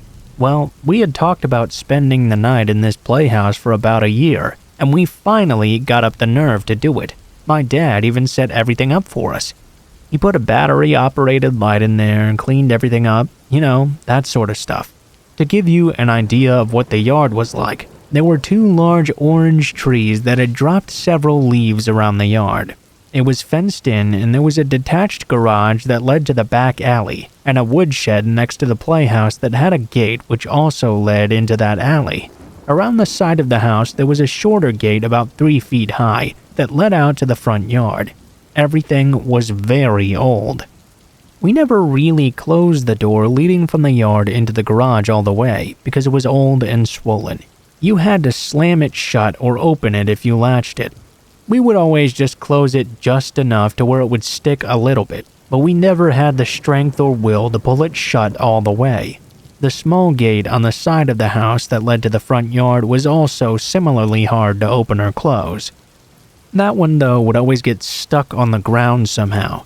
So, nighttime rolls around and we're set up with our sleeping bags, having a great time playing Mad Libs and listening to the radio. All the while, we'd stopped several times, thinking we were hearing someone walk around. A couple of times, I even called out for my dad because it sounded like the footsteps of a heavier person, but no one had answered.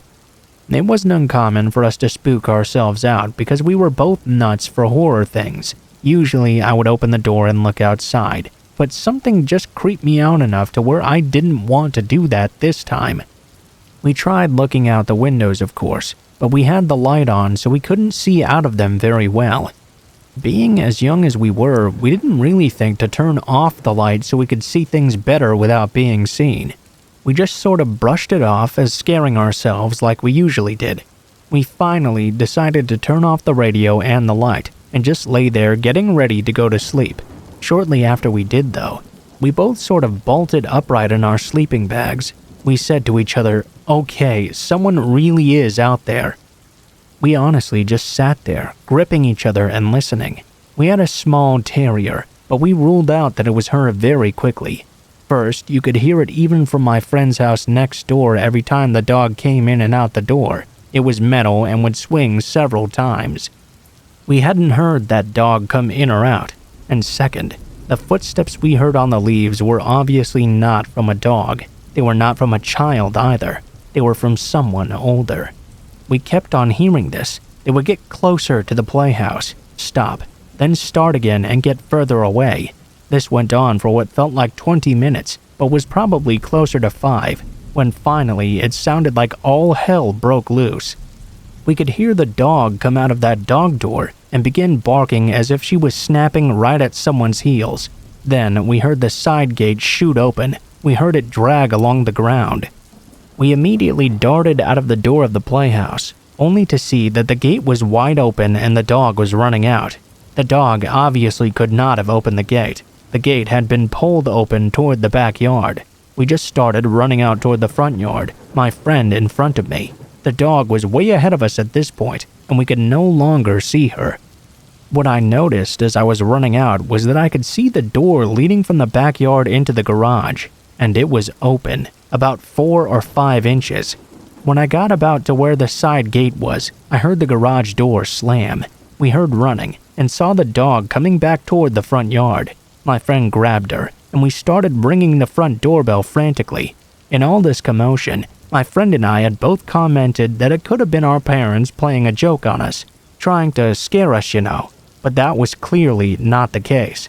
My mom came to the door half asleep and very confused about why we were out front with the dog. My dad was sleeping upstairs. We woke my dad up to check things out, and when we all went back into the yard, the garage door was indeed slammed shut. There were 2 people out in the yard with us. One clearly ran out the side gate when the dog came out, and the other had most likely hidden in the garage and watched us run off. We figured they were probably who exited the garage slamming the door shut, then either went out the side gate or jumped the fence heading out to the alley. My parents were a bit skeptical of this story. Honestly, I think that for a few minutes they thought we were goofing around. Then my mom swore it was probably just my friend's younger brother trying to scare us. They did not call the police. The next day, though, my mom called my friend's mom. They were best friends after all. Her mom was a bit creeped out because she said her son was home with her all night, and he was not part of any prank on us. We still talk about it to this day with our parents. They now feel that we should have called the police, but hindsight is 20/20 after all.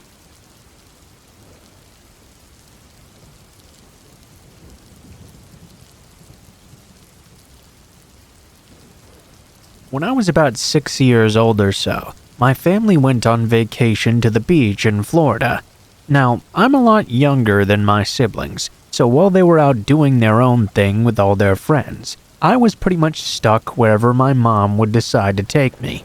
This meant that for the most part, we stayed in the extremely crowded pool area by our hotel, which had direct access to the beach. It's all a bit hazy, but at some point while I was swimming, I looked up to where my mom was supposed to be sitting, and she wasn't there. I was really attached to her at the time, so I got out and started looking around for her. I scanned all the chairs, took a trip around the bar next to the pool, and looked around everywhere else in there, but I just couldn't find her. Well, for some reason, 6-year-old me decided she must have gone down for a walk on the beach without me, so I made my way out of there looking for her. I walked about a half-mile down the beach out of the crowds to a more vacant area. I just remember starting to cry because I really thought I'd never see my mom again. Just as I'd basically given up, a woman and man came up to me. They asked me who I was, if I had any family nearby, and I told them that I was lost and alone, looking for my mother. The couple told me they had just seen my mother, and that they would hang out until she came back for me. Well, these people took me about 2 miles away from the hotel. We walked down the beach to a more residential area. I remember they kept on insisting that my mom was down on the other end of this beach, and they were going to take very good care of me. They tried to get me to build sandcastles with them, play in the water with them, and even told me we could leave to go to dinner, and they'd bring me back right afterwards. I kept on telling them no to all of this. The only thing I wanted was to return to my hotel so I could go up to my room and check for my mother there. That's when they started to get really upset with me. The woman turned to me and said very sternly, "We're going to leave, go get dinner at our house, and we'll bring you back to your hotel afterwards. Got it?" I was starting to get really nervous. I told them I really didn't want to go anywhere with them, and I could make my way back to my hotel all on my own. Then the man spoke up. "You're coming with us for dinner whether you want to or not." He said it in one of those creepy do-it-or-die kind of tones. I don't know, it just kind of stuck with me. Lucky for me, though, I heard my name being called in the distance. It seemed there was a group of people now yelling for me. I bolted over to them, and they asked me who I was. I told them my name, and they smiled a big relieved smile. "There you are. Thank goodness you're all right. There's so many people out looking for you." When I turned around to show the group the man and woman who had been hanging out with me, they were suddenly gone. The group, which was actually made up of hotel workers, took me back to the hotel where everyone was waiting. There was a fire truck, an ambulance, news crews too, all there because I had been gone for over half the day.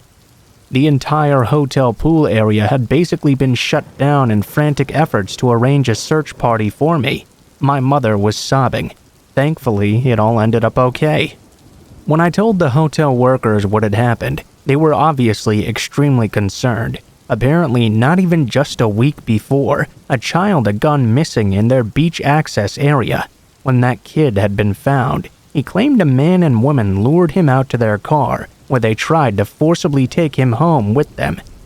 That's when he bolted away and found another family for help. I don't know if they ever found that couple in the end, but I sure hope they did.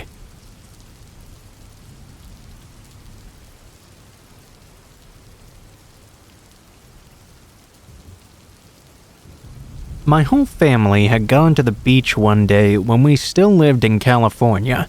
My dad, mom, brother, and I spent half of the day at this busy beach with a lot of people. Later on, though, we split up and went to do our own different things. I don't really remember why. I just know I was with my mom at a different beach, while my brother had gone off with my dad somewhere. The second beach was very sparsely populated. I remember thinking to myself just how strange it was to be at a part of the beach where I had all this room to run around and have to myself. Actually, I was really happy about it. All I really cared about was making sand castles and looking for those tiny sand crabs to use as my minions. We were there for less than an hour or so before I noticed that my mom and I had swiftly become the only ones left on this beach. It was now getting kind of late in the day, so I suppose that made some sense, until this guy showed up. I don't know where he came from or how long he had been there, but every once in a while I would look around and see this same man standing the same distance away, watching me. Sometimes he would be in a different location when I would see him, but always the same distance and always watching me. I didn't really know what to think of it at first. My mom, however, was watching him very intently. He was a real big guy, a little bit overweight, and probably in his 40s to 50s. All I remember is that he didn't particularly creep me out. I just thought he was a little bit strange, because here he was standing there all by himself, and it didn't look like he was having one bit of fun. I mean, why would a complete stranger spend his entire day at the beach just staring at a little kid? I didn't really get it, but I didn't really care either. Eventually, my mom came up to me suddenly and told me we had to go right now. Well, I didn't want to go yet. I wasn't done playing. For some reason, though, I noticed that my mom did not sound very happy now. Here's where she made a mistake, though. Instead of immediately taking us back to our car so we could wait for my dad and brother to show up once more, she took us into the public restroom so we could wash the sand off and use the toilet before leaving. There was no one else on the beach still, except for that one guy, and certainly no one else in the restroom. Fortunately, she moved us pretty quick, and after a couple of minutes we were out and walking back to the car. When we finally arrived and looked back, though, we both saw that same creepy man walk out of the restroom we'd just been in, the Omen specifically, and stop at the entrance and stare at us. He wasn't there when we were inside. I can only assume he'd snuck around a corner and slipped in right after we had left. I'm not sure how he didn't see us leave first. I just know he came out after us and watched us get into the car. At that point, I finally started to get more than just a little bit weirded out by him. It was more so, though, because my mom now seemed very upset, and I was not used to seeing her this way. Actually, she seemed to be scared and wary. It looked like she was trying to hide most of it and act calm in front of me, but I could just tell. We got in the car, locked the doors, and a few minutes later, my dad and brother showed up so we could finally leave. I could hear her telling my dad what had happened, but nothing was done about that guy. He disappeared immediately after my dad and brother arrived, and since cell phones weren't very common or affordable at the time, it wasn't easy for us to call the police. We just let it go in the end. In the end, this guy didn't get a chance to do anything, so I have no proof he was like a pedophile or anything like that, but I'm confident enough to guess at what his intentions were. I'm very glad my mom was so attentive that day, because I certainly didn't have a single clue what was going on. Every time I think back on it now, it makes me realize just how easily and severely my life could have changed direction or maybe even ended prematurely.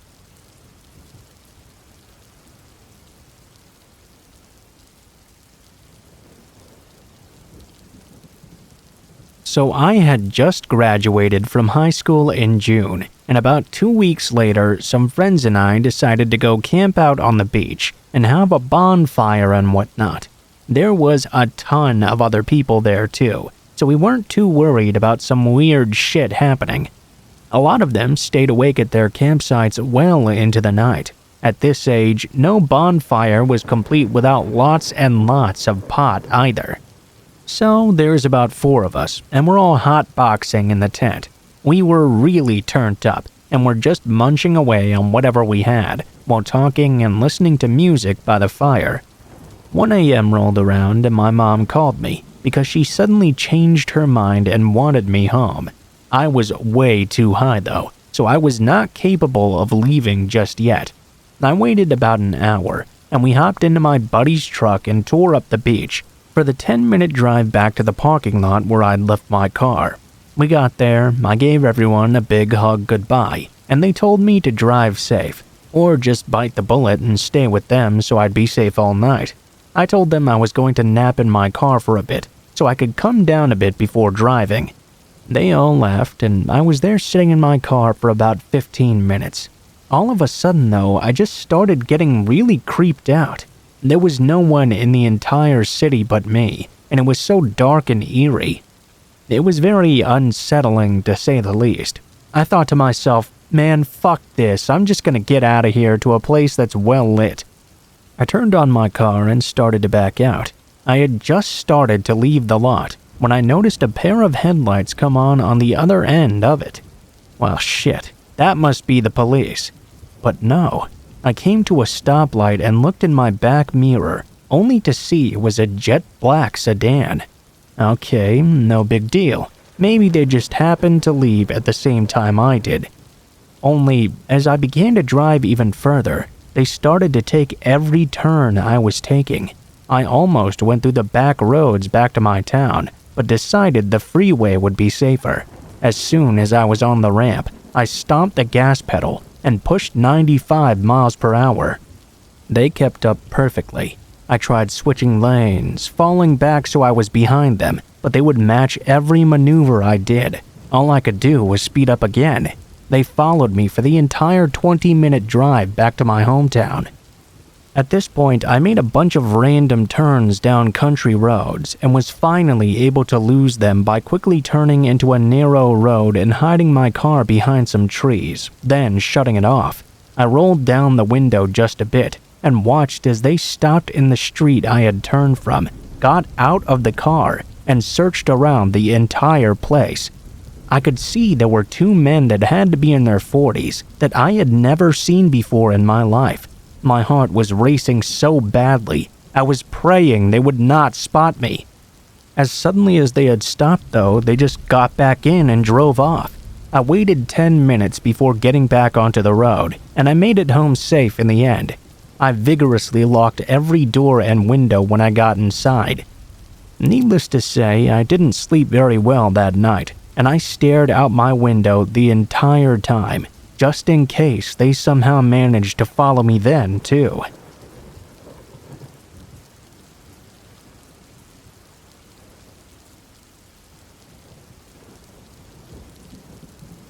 Just to preface, this story happened when I was about 15 years old. I had gone on a cruise with some family and friends when my parents decided to invite everyone on a huge vacation to the Caribbean. Since we had never really been out of the country before, everyone was very excited. We were set to visit the area of St. Thomas, St. Martin, and Puerto Rico, not in that particular order. Each morning during the week, we would dock just outside of the island's borders. We had decided that on most of these islands, we were simply going to walk around the town and perhaps sample some of the local cuisine. But then we heard about Megan's Bay in St. Thomas. Now, this place had recently been voted on Travel Channel as one of the best beaches in the entire world, so we knew we had to make an exception and go there before we'd never get another chance. We woke up nice and early. The sun was just rising over the beautiful mountains as we made our way to a minibus that was driven by a local. There was no way we could have walked there, as the bay was situated on the other side of the mountain, and the quickest route was directly over it. We needed to be back by midday approximately, so the bus driver was the best option we had. When we arrived at this beach, I was particularly stunned at the sheer beauty of this locale. Everything was lush and green. The sand was virtually pink, and the water was just north of 75 degrees. Me and my friend Paul immediately jumped in the water, swimming, talking, and having a great time, when we heard from very far away the sound of helicopter blades spinning. "Well, that's odd," I said to Paul. "How would helicopter blades spinning like that make enough noise for us to hear it from the other side of the mountain?" That's when it hit us. Either what we were hearing was a helicopter with a motor the size of an Oldsmobile, or it was gunfire. Paul shifted uncomfortably in the water. Come on, just don't think about it, dude." For all I tried, though, I just couldn't get the thought out of my head. Whatever it was that was making that noise, it had to have been a powerful assault rifle, because the noise was rather sporadic as time went on. After a while, though, it completely stopped, and we went back to our families. After Paul and I had spent some more time swimming and scuba diving with my uncle for a while, we decided to amp up the fun and rent out some kayaks. After we dragged the kayaks from the little hut and threw them into the water, we swam with them out to a reasonable distance and hopped in. Paul paddled up next to me and asked if I wanted to make a journey over to some mountains that were a little bit off in the distance, right in the center of the bay. Like the adventurous young moron I was, I said yes. We started paddling with reckless abandon towards those mountains. After paddling vigorously for about 15 minutes, however, our arms were completely numb. "Hey, Dylan, I can't go anymore, man. We need to rest." I turned around and saw his face was beet red.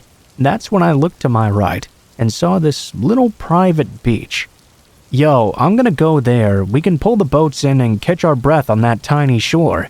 We used the last of our strength to paddle over to that tiny private beach, and we dragged the kayaks onto the shore with us. This is when I noticed that this beach had stairs running into the sides of the mountain. This is where I should explain how the entire bay was inset, so the houses are built on top of many cliffs overlooking the bay. From there, the houses had staircases that ran down to the beach, and there were two sets of stairs. One set led to a majestic-looking house that was simply beautiful, yet we could not see inside of it at all. The next house was very clearly visible because the living room wall was made entirely of glass. As we were looking up into that house, admiring its beauty, someone came home. At first, we thought it was just a local. He walked briskly into the room, then oddly turned around to stare at the door. Just as frantically, we could see 9 other men enter the room with him. They quickly huddled around the center and passed something around to each of them. Easily could have been a drug deal. We saw them stop, and Paul noticed one of the men now staring right down at us on the beach. All of them slowly turned around to face us, one by one, and my heart instantly froze in my chest. It was then that the first man went over to the door leading outside and opened it up to yell at us. I thought he was going to chastise us for being on the beach, but what he said made me start to realize this could have been much worse. Hey man, why don't you come on up here for a little bit? Let's talk a little. At this point, me and Paul were frozen on the spot. "Paul," I whispered, "back away slowly. Drag your kayak in the water and paddle. Don't look back." The man was still yelling at us to come to him until he screamed, "Well, fine then." It was at that point we saw him make for the staircase we were at. Two dudes in the living room rushed out following suit. I had seen enough though. Me and Paul raced towards our kayaks and frantically pushed them into the water, leaving enormous divots in the shoreline. I didn't dare to look back to see if they were chasing us. We paddled until we were dead in the center of the bay. We decided that we should head back to our parents. I don't know if it was just my young foolish mind overreacting, but something in my gut to this day tells me that if we went up to that house, I probably would have never seen my parents again. To be honest, we might have actually gone up there if not for that gunfire earlier. I mean, maybe they could have been nice, who knows? But I wasn't willing to take that chance. We got back on the cruise ship later that night, but the memory still stays with me.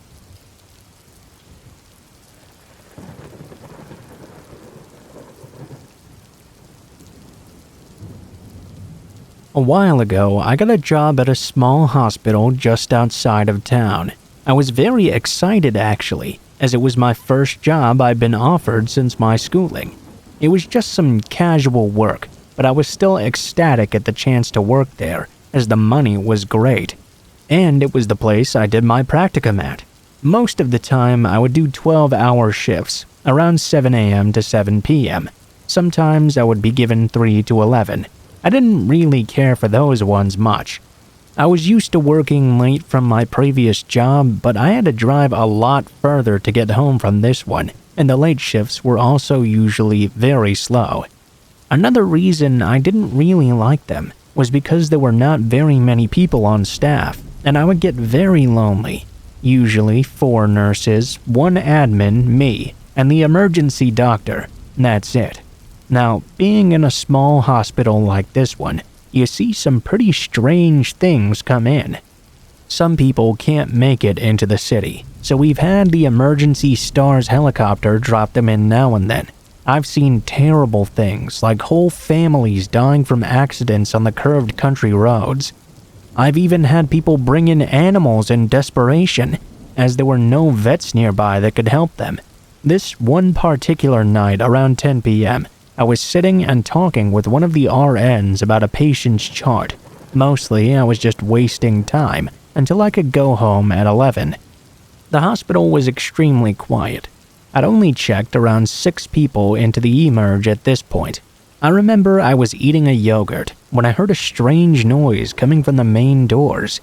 I could see a man walking towards us.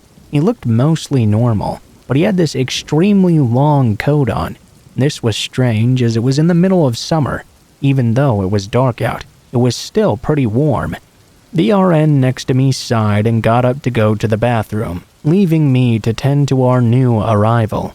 As he drew closer though, that strange sound got louder and louder, and something caught the light. He was dragging something behind him that I couldn't quite make out, but I assumed it had to be metal by the noise it was making. Immediately, a shiver went up my spine. The man stopped at the desk. I could see his eyes were wide, and his pupils were huge. His face was pale, and he looked like he hadn't slept in a long time. I'd seen this look many times, and immediately associated it with someone who was high on something. He leaned on the desk and ran his fingers through his hair, pulling at it and grinding his teeth. Whenever people like this come in, they're usually looking for drugs. Most of the time, they'll complain of a migraine or fibromyalgia, anything we can't prove contrary of.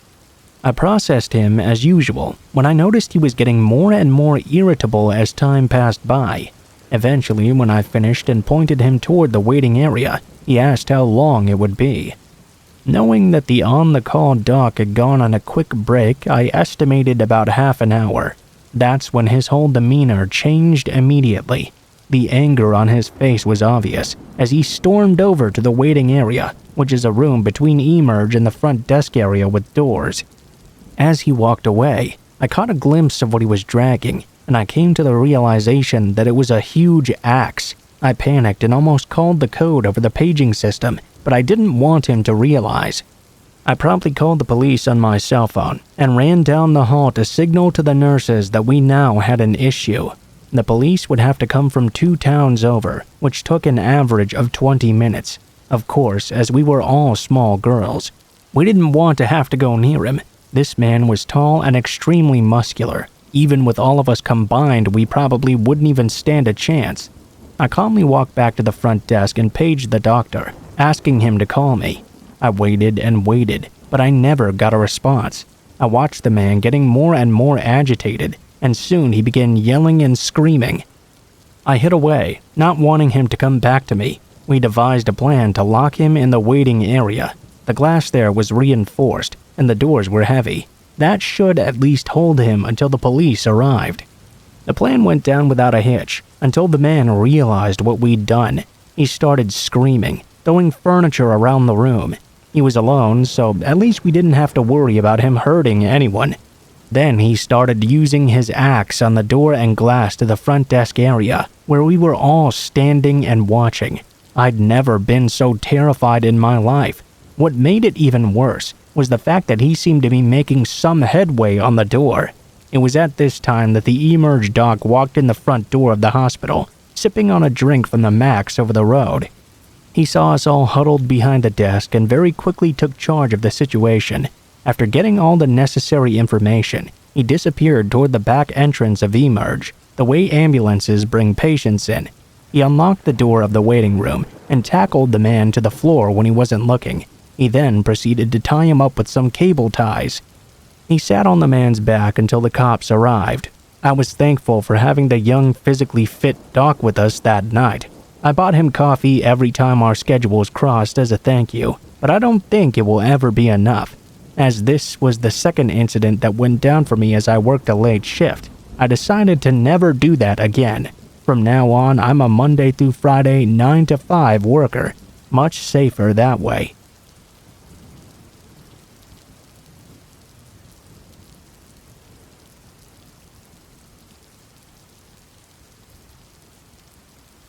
I lived and worked in Saudi Arabia for a few years back in the mid-90s.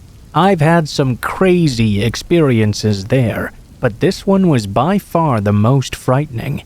I was in a supermarket buying groceries when I noticed that this man had started following me around. I ignored him as he tried to talk to me and kept calling me Halloween Habibi, sweet baby. The man kept on asking me if I was Lebanese, but there was something menacing about how he was looking at me. Then he got on his phone and was talking very intently, all the while still watching me and following me around. Now this was a fairly big Walmart-sized store, so he was definitely making an effort to follow me, and this went on for a full 20 minutes. I was of course very nervous at this point, and checked out with my items and started to leave. Just outside the door and into the corridor of smaller stores, which was very common in Saudi supermarkets, there was a group of between 10 to 15 angry-seeming men, all crowded around me. They started talking to me in Arabic. I played dumb and just kept my eyes down. I kept mumbling about my husband, hoping they would think I was not a lone woman and just let me go. I could see people were walking past and doing their best not to look at this threatening group surrounding a lone woman. Just then, though, my amazing driver, a tiny little guy all of about 5'2", bowled through the middle of the group and grabbed my arm. He started yelling angrily, then started yelling at the men. "Wife, I've been waiting for you. You're so slow and stupid. And what are you guys doing, you sinful creeps?" The driver threatened to call the religious police. The men fell back at this and looked quite ashamed and confused. My driver Abdul dragged me out of there, making a big show of talking about how stupid and useless I was. I went with him and kept my head down, as I tried not to drop my groceries from the nerves. When we finally got back to his car, he turned around in the driver's seat to look at me and let out a big relieved breath. He looked terrified. When he'd seen me there all by myself, he was so frightened for me. He'd seen the men gathering in the car park outside and knew something bad was about to go down. That's when he'd realized that I was not back yet and ran in to help me.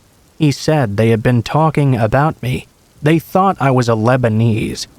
Now, if you don't know the significance of that, during that time there was some very bad blood between Lebanon and the Saudis. I'm ethnically Romani. I pass as white in Western countries, but pass for Middle Eastern in the East. Apparently, I have a very Lebanese nose, whatever that means. He told me there had recently been many kidnappings in the last month, with all the victims found burned alive in stacks of tires just outside the outskirts of the city. Now, Abdul was a shit shooter, but he had gone whiter than me as he told me all of this. He was genuinely shaking and afraid.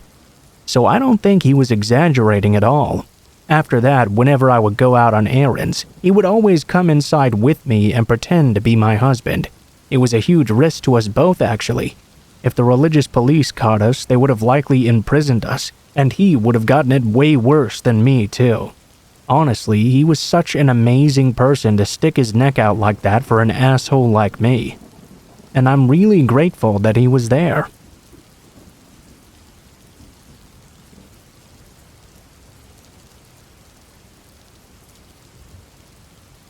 So back in 2007 or so, we moved to a new house that had been off the rental market due to the previous tenant trashing it. There was still a blood stain on the carpet even and holes in the walls, but at least they were fixing it up. We were just happy to find somewhere within walking distance of everything important. As we moved in there though and started living there, strange things started to happen. Underwear and bras went missing off the line. We'd keep seeing a figure walking through our backyard. Someone even moved a bench in the yard to under our son's bedroom door and tried to break the security screen. We padlocked the gates, of course, but we'd still keep seeing this figure walking around. Well, one night when my husband was away on a work trip, I swore I could hear someone outside the house. They walked up to the fuse box. There I was, sitting in the dark with a 2-year-old little boy and some maniac, now laughing and hitting the door. Needless to say, I called the police right away. Unfortunately, it took them a whole 6 hours to arrive. The person left in the meantime. They waved it off as all a prank and did very little, honestly. Really shook my trust in the police. In the next 3 months, we had 3 different attempted break-ins, and we could just not figure out what was going on. Honestly, being young parents, we had very little to steal anyway. We took some precautions and switched out our son's curtains and had him sleep in the room with us from then on. We were very afraid at all times, and we couldn't get a feeling of security. One night, we could hear someone opening the window. One night, we could hear someone at the window opening the window blinds. We looked over, and there was a face there. He proceeded to start slamming the glass. Again, we called the police, while giving them a description as best we could. Once again, it took them hours to even turn up. We were chatting with them in the carport when a female police officer informed us that the light under our house appeared to be on. What are you talking about? What light under the house? It was a storage area we had put things in the day we moved, and we'd not gone in there again ever since. We'd certainly not turned on or even found the light when we went down there. The police went to investigate and basically found a nest, a bed made out of our old moving boxes with some of my underwear and bras strewn around, a stack of our son's toys, and all of our outgrown clothes. It turned out a man had been living underneath our house. The police told us to padlock that door into the storage area and left, telling us to just keep an eye out for him. The landlord ended up finding out it may have been the old tenant who had been evicted. It took me maybe another 6 months to feel safe even hanging out clothes on the line, due to the fact that it was right next to that door. Even now, many years later, I still don't like storage areas and never really feel safe around them.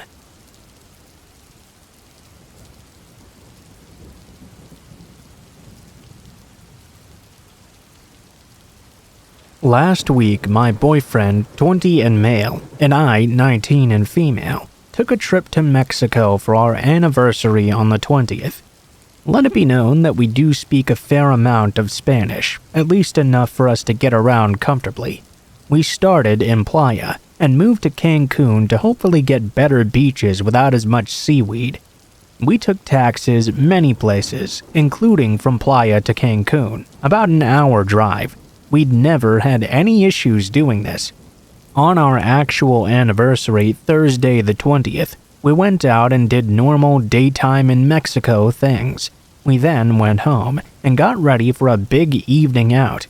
We decided to go to this place called Toro Rojo because they were known for their super nachos, and boy do I love me some damn nachos. We take off walking because according to the maps it was not that far away. Well, we walk and walk and walk for 45 minutes. I checked the time on Google Maps. It says we'll be another hour or so walk away, or a 5-minute drive if we were to do so. It was a pretty major highway we were walking along. Well, we decided that rather than walk an entire hour, we'd hail a taxi. Honestly, I was just in a rush for some nachos and daiquiris. The taxi pulled over to the side, and we hopped in. We told the man we were going to Toro Rojo.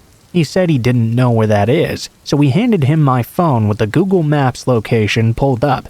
To get there, you needed to just go straight and take a U-turn. Then it would be directly on the left. So this guy starts driving down this highway. I'm watching over his shoulder, looking at the app. We're getting closer to the U-turn, but he didn't slow down at all. We pass it right by. At first, I assumed, okay, well, maybe he missed it. He did say he didn't know where it was, and I've done that same thing thousands of times before. He keeps on driving. He passes another U-turn, and then another, and now I start to worry. I take my boyfriend's phone and type out to him so the man doesn't hear. He keeps missing all the turns. Tell him it's the other way. In Spanish, my boyfriend told him to go the other way to get to the restaurant. The guy started driving faster and faster, 40 kilometers over the limit now. Mi inglés es no bien. He kept on driving and driving, passing turn after turn. I started to panic. It was getting hard to breathe. I heard my boyfriend yell out to the guy that here was good. He kept on driving though. My boyfriend yells again. Finally, the driver started to slow down at this near-abandoned stretch of road. I leapt out of the car. The man demanded 30 USD, which my boyfriend gave him happily to make him go away. We took off sprinting in the other direction. We looked on maps. The man had taken us 9 miles outside of the city. Now we're 12 miles away from our hotel. There was nothing around us at all except complete blackness and trees, and it was now 11 p.m. Thankfully, I could call my mom and dad at least, and they talked to us while we walked around this deserted stretch of road. We were walking, trying to get ourselves to a hotel so we could pull cash out and get an executive taxi. Our taxi driver had taken most of our cash as well.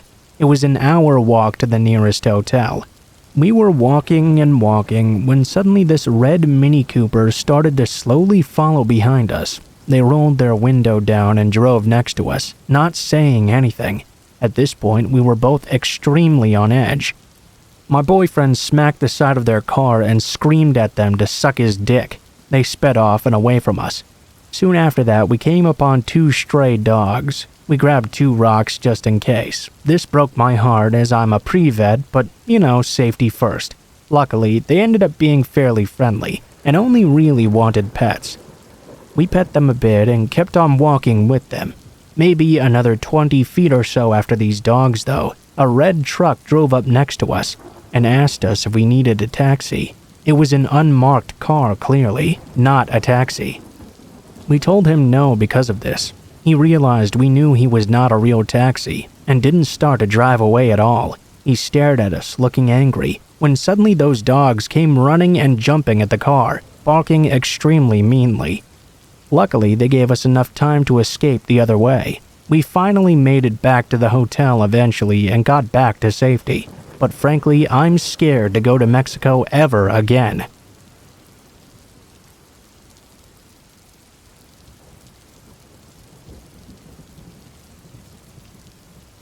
hunter/mountaineer here. It was a chilly December morning. I hiked in pre-dawn, taking about an hour and a half to go 3 miles off the beaten trails. I got to my nest about a half hour before sunrise and started to settle in. The wind kicked up and a fog rolled in that was pretty much thicker than milk. Within a few minutes, my visibility was less than 5 inches. So I'm sitting there, tight, huddled up against the freezing wind, when I start to hear these twigs snapping close to me. For no apparent reason, what would normally be a rapturous sound indicative of an imminently successful hunt sent a frosty chill down my spine. I chambered around in my lever-action 30-30 as quietly as I could. I laid flat on my back, tucked against a fallen tree. The rustling was moving closer and closer through the fog, but I couldn't see what was making that noise. The sun was just starting to peek over the mountains to my east, and visibility was starting to increase just a bit. The rustling continued on, sporadic, sometimes directly in front of me, sometimes behind me or beside me, like they were encircling me. I remember laying there, rifle across my chest, thinking to myself how silly it was to react like such a coward. I rationalized to myself that bears and mountain lions were a big rarity where I was. I had likely just stumbled into a herd of white-tailed deer that had bedded down or something. I decided to sit up. The rustling stopped immediately. It was fully dawn by now.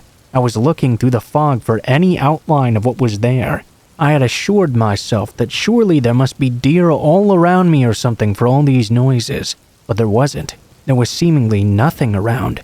By now, the fog had started to fade away, and it was apparent to me that I was all alone in these woods. Eventually, though, the noises stopped. I hunted all that day without seeing so much as even a squirrel. Around 3 in the afternoon, after fighting the wind in an abnormally cold day, not wanting to hike out by flashlight, I decided it was about time to start the trek back to the truck. I gotta tell you, walking out of those woods was the most uneasy I've ever felt. Lawfully, once you make it back to the trail, you're supposed to clear the chamber of your rifle, but not that day. What was normally a brisk stroll through the woods, I undertook with the seriousness of an animal being stalked. I would walk, then stop and listen. I never saw or heard anything during my retreat, but somehow I could feel eyes on me, if that makes sense. Well, when I was only about 100 feet away from my truck, I rounded the very last corner, only to see hanging at eye level from a tree by a noose, a stuffed bear in a blaze orange jacket just like mine. I'm a giant, broad-shouldered outdoorsman, but needless to say, that one shook me something fierce. I got back to my truck and floored it the hell out of there.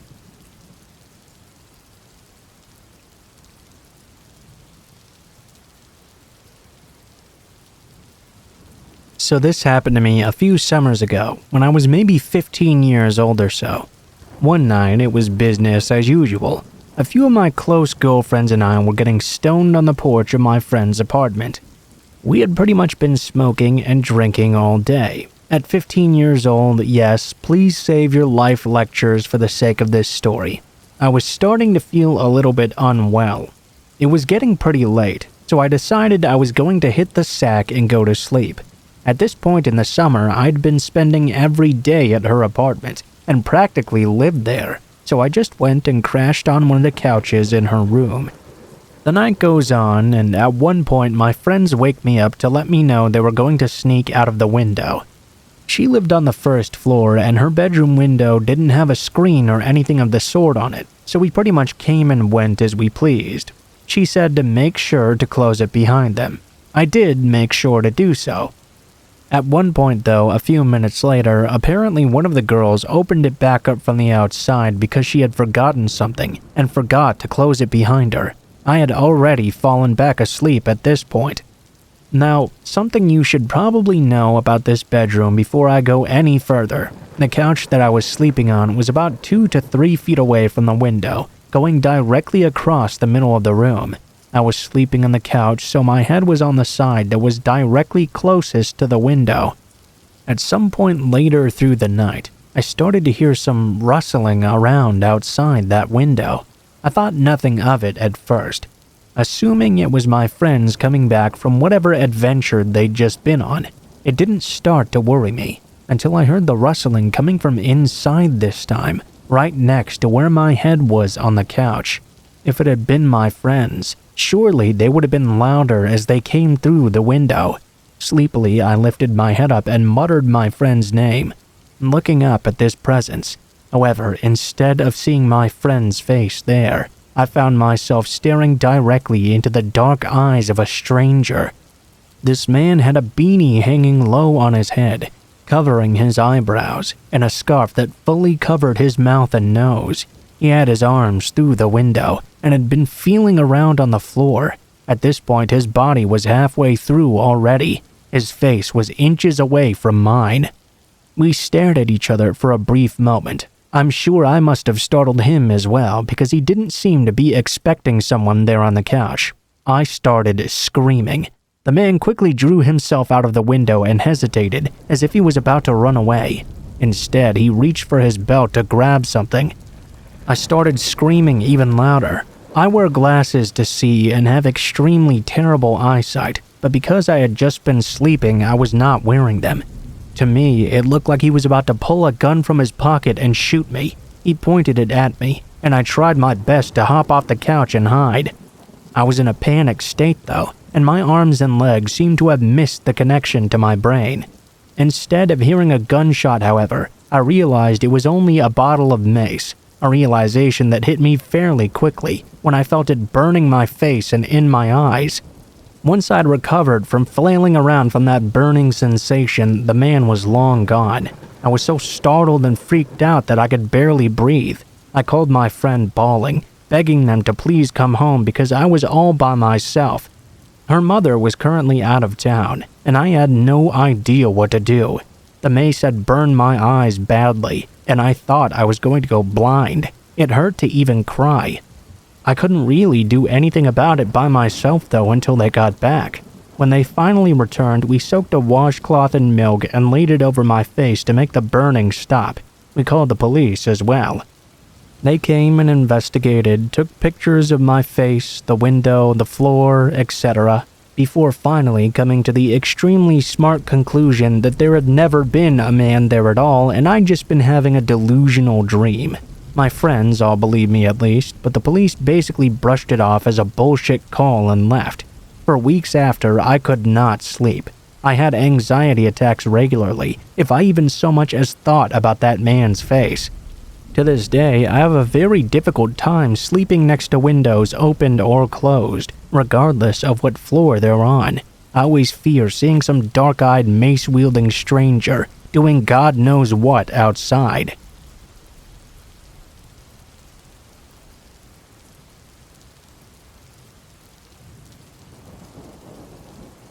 For some context, I'm a 19-year-old college student, and earlier this past year, I decided to create a Grindr profile, because why the hell not?